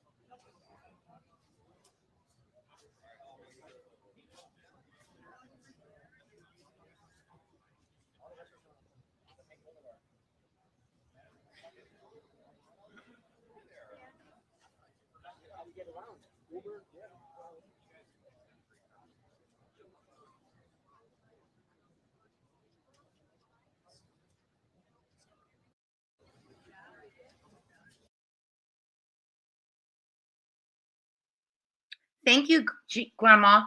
Well, and Ginger. Oh, thank you, Ginger Girl. Okay, we're going to go read right now what Nick's message is while we're waiting. Ginger Girl says, Nick put out a message about the Texas Roadhouse today restaurant. They have been very cooperative with dog, apparently. So let's go ahead and just catch up on that real quick. Go to X.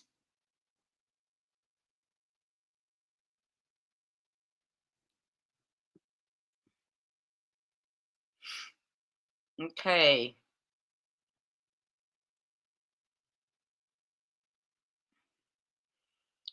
He says something about Granny's 26 minutes ago.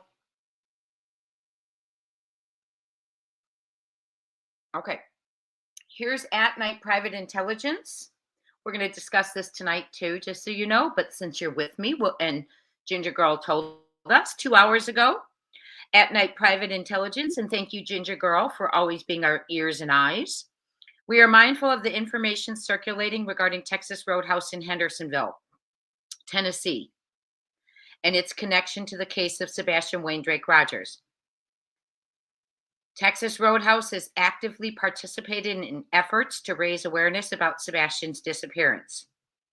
They have engaged in productive discussions with At Night's private investigators and with Dog the Bounty Hunter to aid in the search for the missing teenager. We encourage the community to show continued support for the Texas Roadhouse, as the restaurant is committed to contributing to the efforts to bring Sebastian home safely. Information. And then that they're talking about wanting the photos or videos. So I wonder if they're bouncing off of Silver's message that he was, the way he was treated. So they are cooperating with authorities. And let's see what else we got here. There was something else he had posted. And I'm glad to hear they are, which means if there is photos till 11 p.m., allegedly, then hopefully they will find them. It also says, let's see here.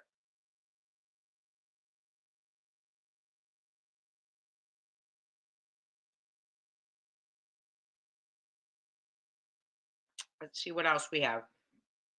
I don't want, that one has nothing to do with Sebastian, so I don't want to.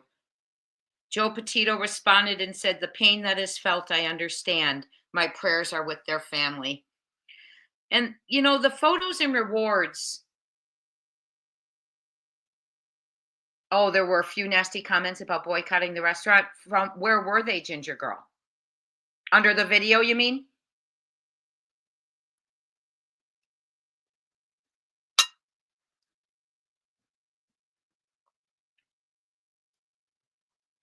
Yeah, I think Dog is a force to be reckoned with too.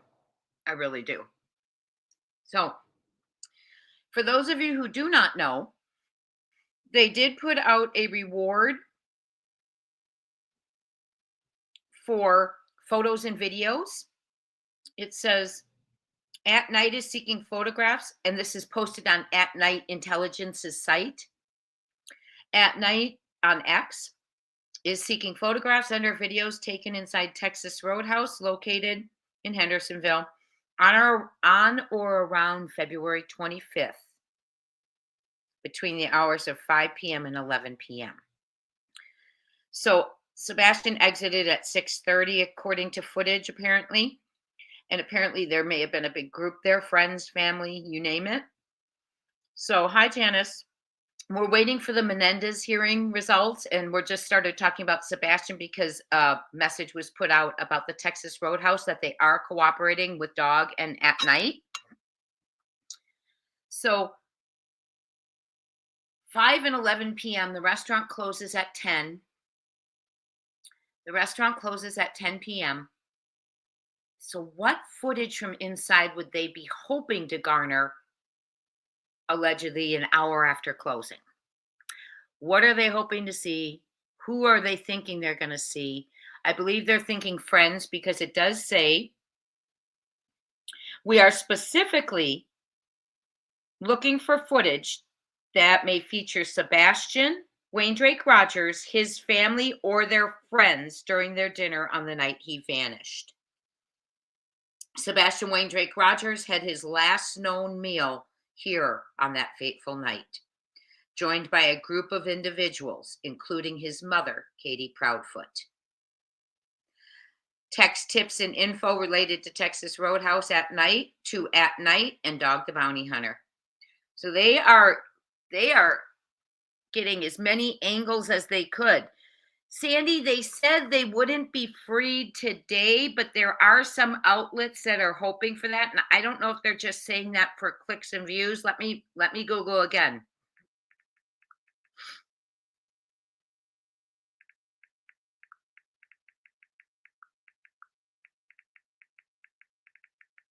Okay, I just put in, will Menendez brothers be freed?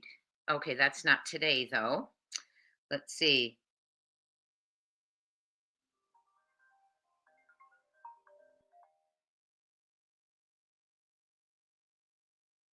It doesn't say, it's their bid to freedom. It is their status hearing, which is usually housekeeping things. They have another hearing, I believe, this week.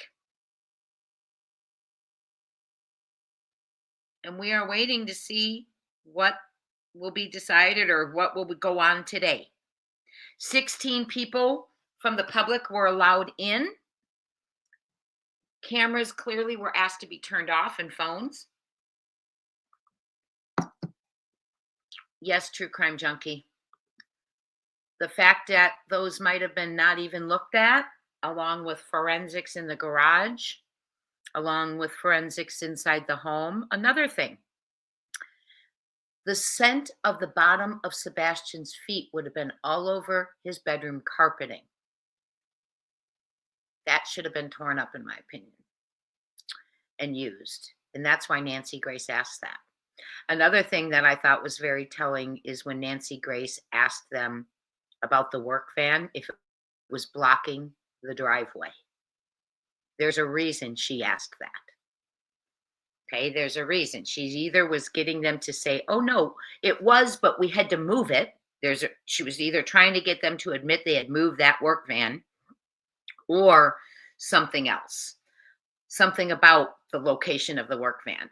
Because she's not just gonna, why would she ask, was it blocking the driveway? There's a reason she asked that. You know, so I think that work van has a lot more in play than people think or realize. That is also, Chris Stepfoot said when he was talking about it, you know, we don't have permission. Whenever he says we don't have permission, and then she said, did you ask? He said, no. He just throws that out there when there's something he doesn't want to discuss. And in my opinion, when someone doesn't want to discuss something, that's where we look. I thought he said he was seen in it, Ginger Girl, with KP. Did he actually say he was driving it? That he also said they didn't have the camera on, inside camera. Did he actually say he was driving it or in it?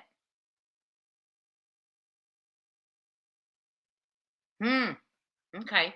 Kelsey, was that one of the first interviews?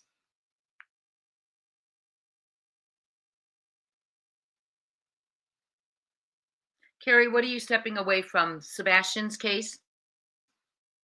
A lot of people had to step away from Summer's case because it got that way. So Sebastian's case is becoming very emotional. There were cadaver dogs, I believe, Who went into the house with dogs? I have no idea. I've heard CSI, crime scene investigators were in the backyard 11 times and people have it on photos of it. I've heard, now, according to CP and KP, they've been back 10 times to the house. And I just feel, I've heard some of the locals feel allegedly he was in the garage that night.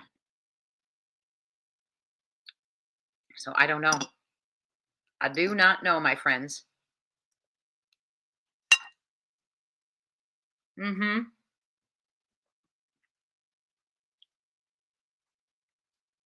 I know, Carrie, and it's okay to feel that way, and you can take your break. Absolutely. Like I said, a lot of people had to do that with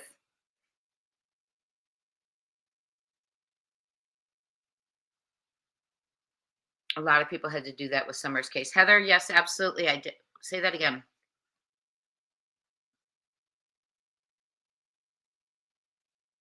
Are you talking about the text that he sent 911 and the call, and then he said, "Don't be mad"? Is that the one you speak of, Miss Heather?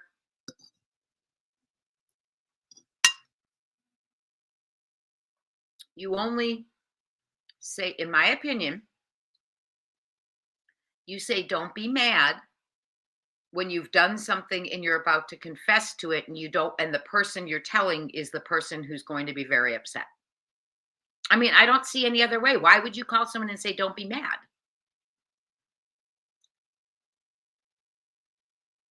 So this may go on forever, but I'm afraid to click off and say, "Let's meet later," because I'm afraid as soon as we click off, oh, people are coming out.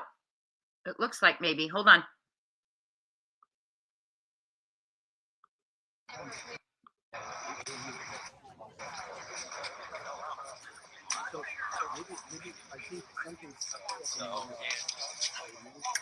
I'm going to mute myself. Yes. I'm still in front of the court.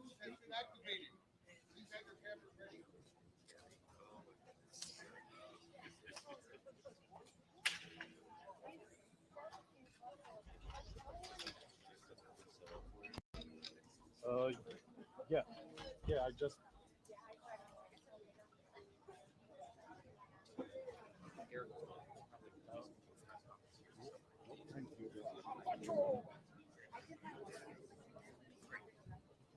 Yeah, I didn't get that.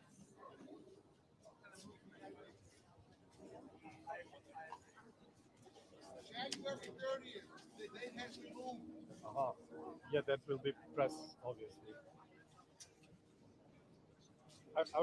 I will record it just in case. Something's happening right now. Thank you.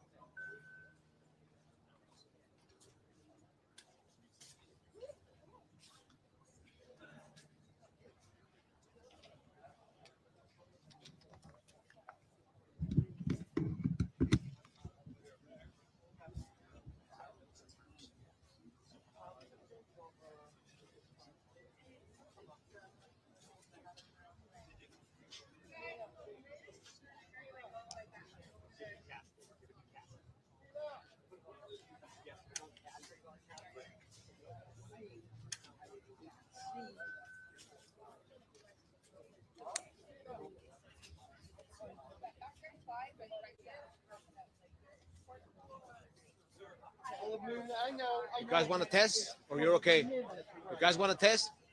Testing 1, 2, 3, testing 1, 2, 3, 1, 2, 3, 1, 2, 3. Para los de español, 1, 2, 3, 4. Vale.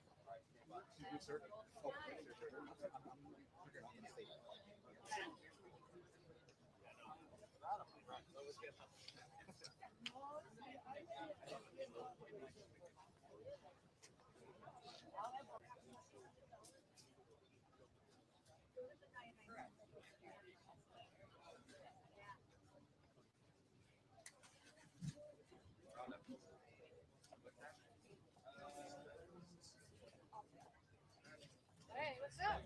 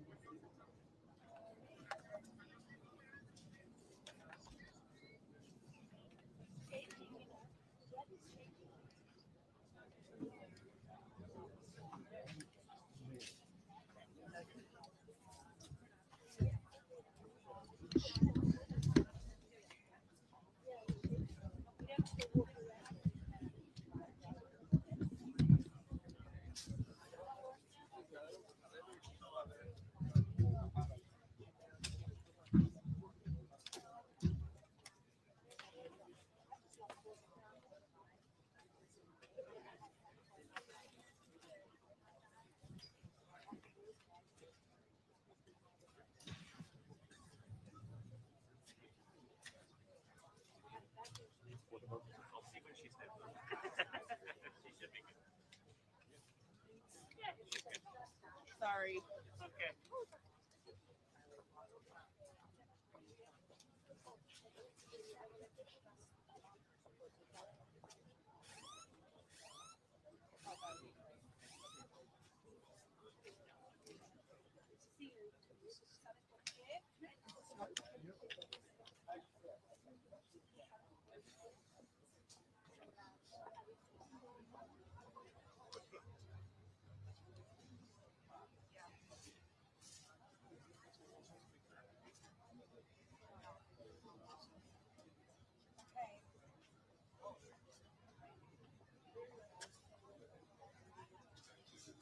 Alberto?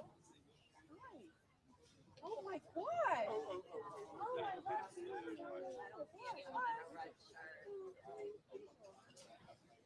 Hi, Alberto's not answering. You're telling me that I'm going to go live right now? Oh my God, hold on. Hello? Alberto, hi, I'm in front of the camera right now. What's the IFB number? 72? Okay. What's the IFB number? No, that's cool. Yeah, same here.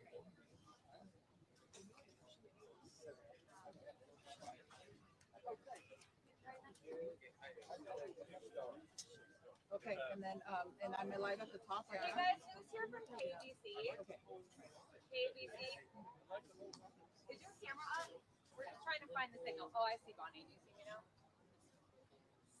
Okay, I'm gonna dial in. Okay.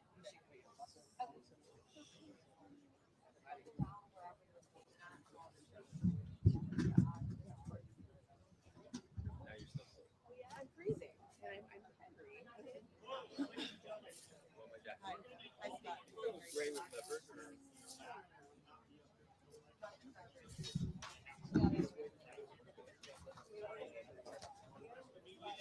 Hi.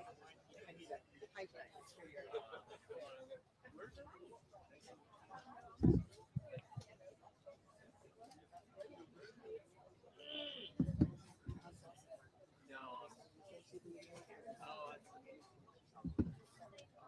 yeah, I'm ready to go.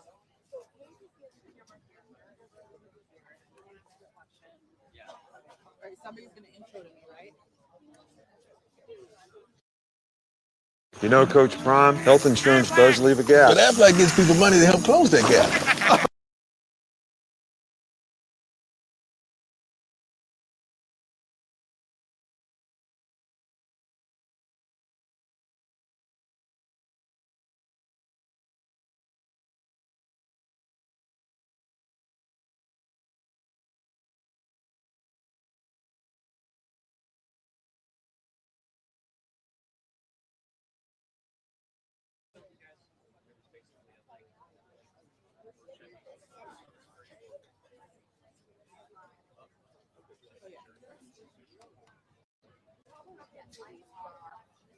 Hi. Hi. So if you take a look behind me, all the media is here waiting for the family and Mark Garagos to come out and his brother's attorney. That's what I'm saying. Take a look behind you. See, there's a lot going on to just administer.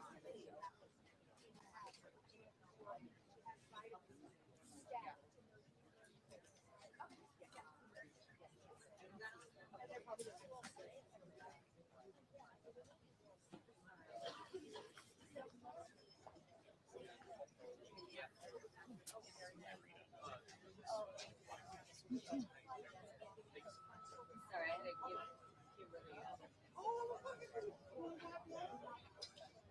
yeah, I gave her the opportunity to December 11th and January hearing.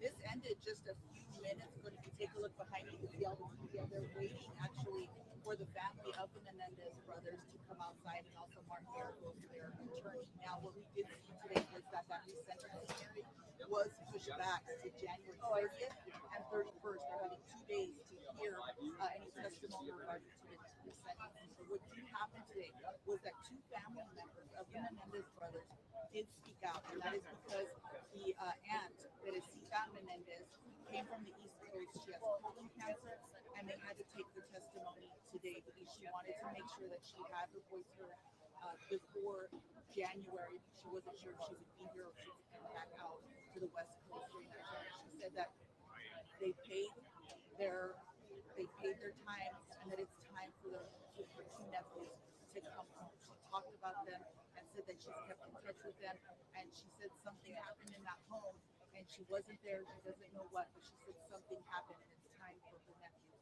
to come home. Also, their aunt, Kitty's sister, she's 93 years old.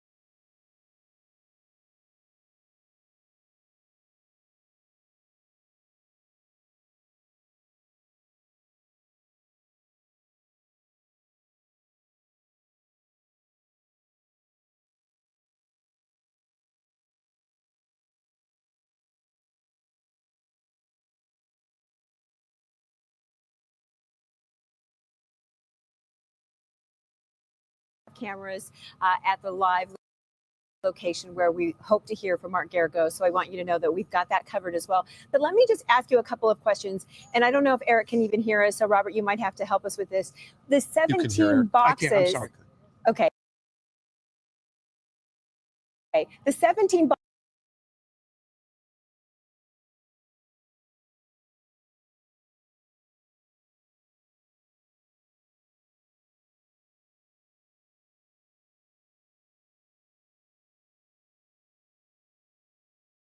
From each of these. Remember, there are 2 trials. There were hearings. There's transcripts from every single one of them. Think about these trials that went on for weeks. Every single word has been taken down and are in these volumes. Every appeal that's been tried, every bit of evidence that was brought in still exists in the court record. And it's not that the judge is going to read verbatim every single word, but as a judge reviews arguments about decisions, there are parts of that record that are directly relevant to those decisions, and that's what the judge would be looking for. Is the quote-unquote new evidence the letter detailing that Eric talking about alleged sexual assault with his father written 9 months before the murder, and also the confession by the former member of Menudo, did that come into court, into play at all today? It was no. Those 2 things we know are the new evidence that the brothers have raised as the reasons to justify definitely the habeas corpus petition and to a lesser degree the resentencing. Nobody addressed any of the particulars today. It's not the kind of thing that would have come up at a status conference, but clearly those 2 things are at the center of all of this. Lynette and Adrian? And I had a question. Any reaction from Garagos or the family members, especially the ones who testified at the conclusion of this hearing? Was there any type of, did they express any type of relief? Was it just kind of a business-like reaction to what happened there today? And we'll probably hear more in just a few minutes from hopefully members of the family and from the defense attorney. But we're wondering what was sort of the feeling among the family members and among the defense attorney throughout the proceedings and then when it concluded. Hope, you know, Garagos told us he's cautiously optimistic, and so are the brothers. What's the feeling leaving the court? It was definitely a light atmosphere, which is unusual when you're in court and the thing that's in question is a double murder. But the people from the Menendez family who were here, a lot of smiles, a lot of embraces. Mark Garagos, during all of this downtime, was back and forth and speaking to many members of the family. They were smiling. It did not feel like it had a heavy atmosphere like so many other court proceedings. My guess, though, Eric, and I think it's important to note here, is that the Beverly Hills police detective who was in charge of this case told us before he passed away that it was the most horrific crime scene he had ever witnessed, what took place on Elm Drive in Beverly Hills, when the person from the district attorney's office, right, Deputy DA, said that to the relative. You understand what happened here? How did that land in court? That must have been a heavy moment, I would imagine. It was the only confrontational moment of the morning. Remember, the DA's office is supposed to represent the interests of the people, not the family. And so the reason for asking what was, I hate to call it a cross-examination, but it's something like a cross-examination to challenge what it is that this person has said. So it's their job to say, are you really sure about that? Are you sure you know that? Do you know what you're talking about? And in the case of a resentencing here, where the core issue is they, meaning the brothers, have spent enough time in prison. They've paid the consequence for what happened here. You can understand why the district attorney's office would turn around and say, well, wait a second. Are you basing that on your personal knowledge, or are you basing that maybe on something you saw on television? Right. And so they're trying to get to, how do you know that? And the answer that she gave was, no, I sat through the trials, which means she saw that material from the crime scene, because one of the things that happened in the trial, especially the second trial, was those crime scene images were left projected for jurors for a long period of time in open court. There was no avoiding it. And so difficult to look at. I mean, they truly are horrific. Eric, you also mentioned that you did sit down with Nathan Hochman just after he was elected. defeating George Gascon handily. There is talk that Gascon used this as a ploy to try and gain votes and sympathy with voters, especially just after this Netflix show came out.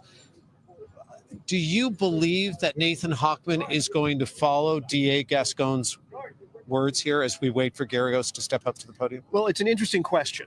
Hochman, of course, ran on the idea that he wanted to bring some toughness back into the criminal justice system that a lot of people believed had left over the last few years. But on the other hand, Hochman was a defense lawyer for the last 24 years. I'm gonna interrupt you just really quickly, Eric, as we turn around. Adrian and Lynette, I'm gonna let you guys take over here. Garagos stepping up to the podium. This is Mark Garagos, the defense attorney for Lyle and Eric Menendez. All right, thank you, Robert. And as you can see, Garagos approaching the podium here, you can see Eric had described a lighthearted kind of mood in the crowd despite the heavy content. So. Right, let's listen in. Today, I think you could talk to anybody who was. It was a very, it was first of all, the first time that Lyle and Eric have been at least remotely in a courtroom in a number of years, number one. It also was quite a moving experience, at least from where we sit, to listen to Aunt Terry and Aunt Joan, who are respectively Jose and Kitty's older sisters. Both made impassioned pleas with the judge to send the brothers home. And like I said, very moving. Terry testified under oath that she was very close to Jose and practically grew up with him. And Joan as well talked about Kitty and all of the good things that they've done since they've been in there.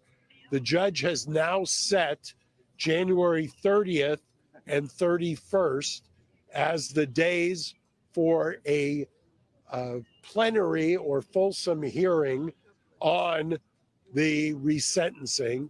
He has also invoked what's called AB 600, so he has jurisdiction under that section as well, which is California law.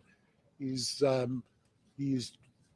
going to and has heard and will ask for further briefing. And by January 30th or 31st, we're hoping that by the end of that or sometime sooner, that we will in fact get the brothers released. The family is all here, and including Joan, who's here, who everybody can wish happy birthday to tomorrow. And Terry, who is here. Yes, where's Terry? Where's Terry? Terry's in the back. Terry made the trip. Bring Terry up here. Bring please. Terry up as well. I will tell you that I did not program either one of them, and I don't think either one of them knew they were going to speak, but they spoke, and we did that so they could speak from the heart. And We're sisters in kind. yes, and you can tell them you want them home. I do want them home. They should never have been in such situations as presented themselves. What can a kid do when his father's? Oh, I can't stand it. 35 years is a long time. I think. It's time. Yeah. Okay, thank you. Thank you. I'm going to let the family go. I'll answer some questions as long as people don't assault the family on the way out of here. Okay. Is that a deal, by the way? Yes. Okay. So let the family move out and have. He is very protective of Aunt please Joan. move back. Let them create a Crime walkway, Junkie, please. he said January 30th or 31st.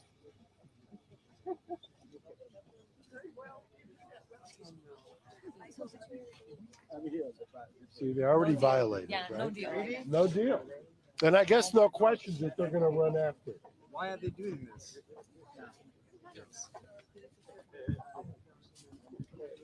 Yeah, no question. Oh, wait, Mark, can we ask you about? Unless you stop that, then we're not doing it. got no bearing on that. They're rogue.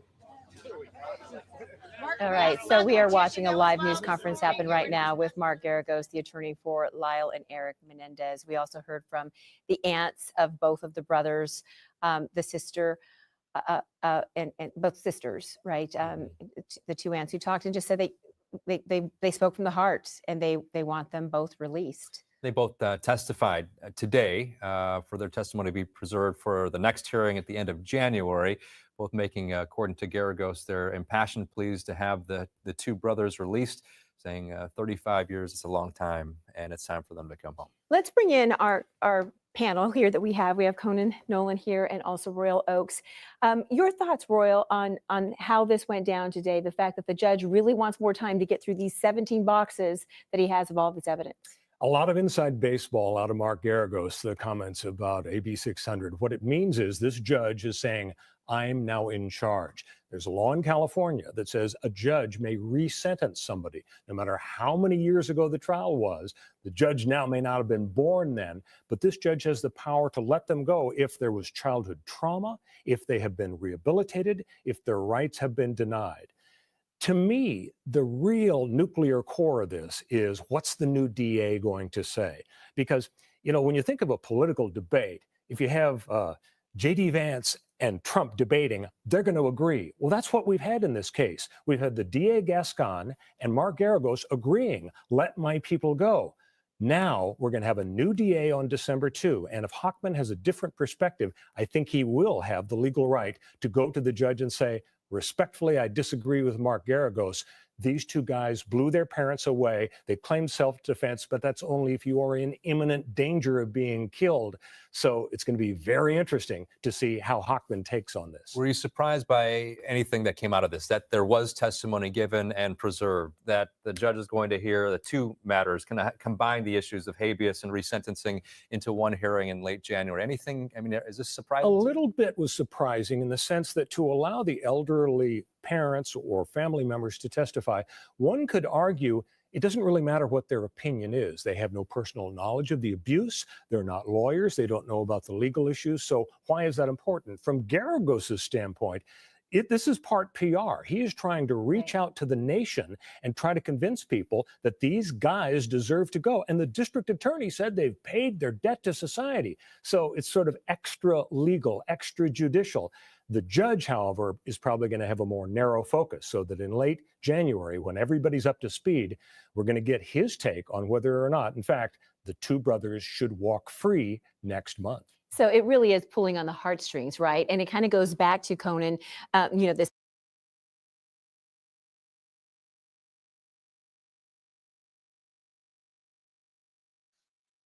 Okay, so they are you what the DA has in their possession yet. Sorry, I thought I had to muted weigh in him. on this.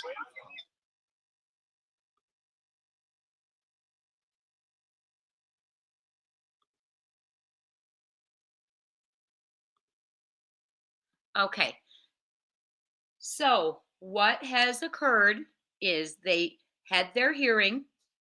The judge has taken, now he is looking through that AB 600, that he is going to be in charge. He is taking over.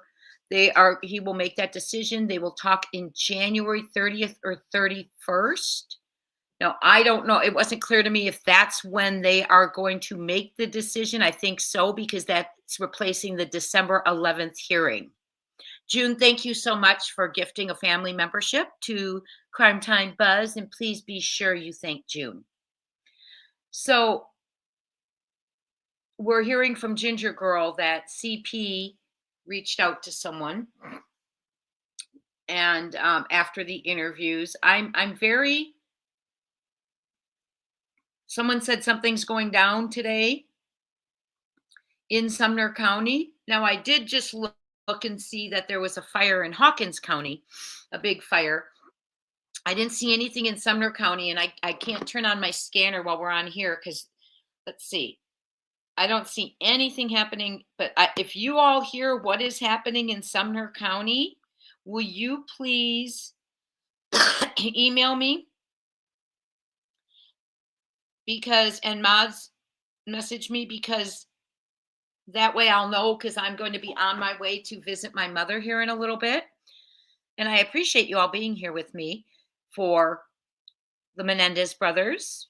And I do appreciate how lovely the chat is. We don't all agree with what the outcome should be for the Menendez brothers, but what I like to see is we still act like a family, and that's amazing. So I appreciate the support you all give each other and me. Everyone, you are just absolutely wonderful. We are going to, did you say, Jane?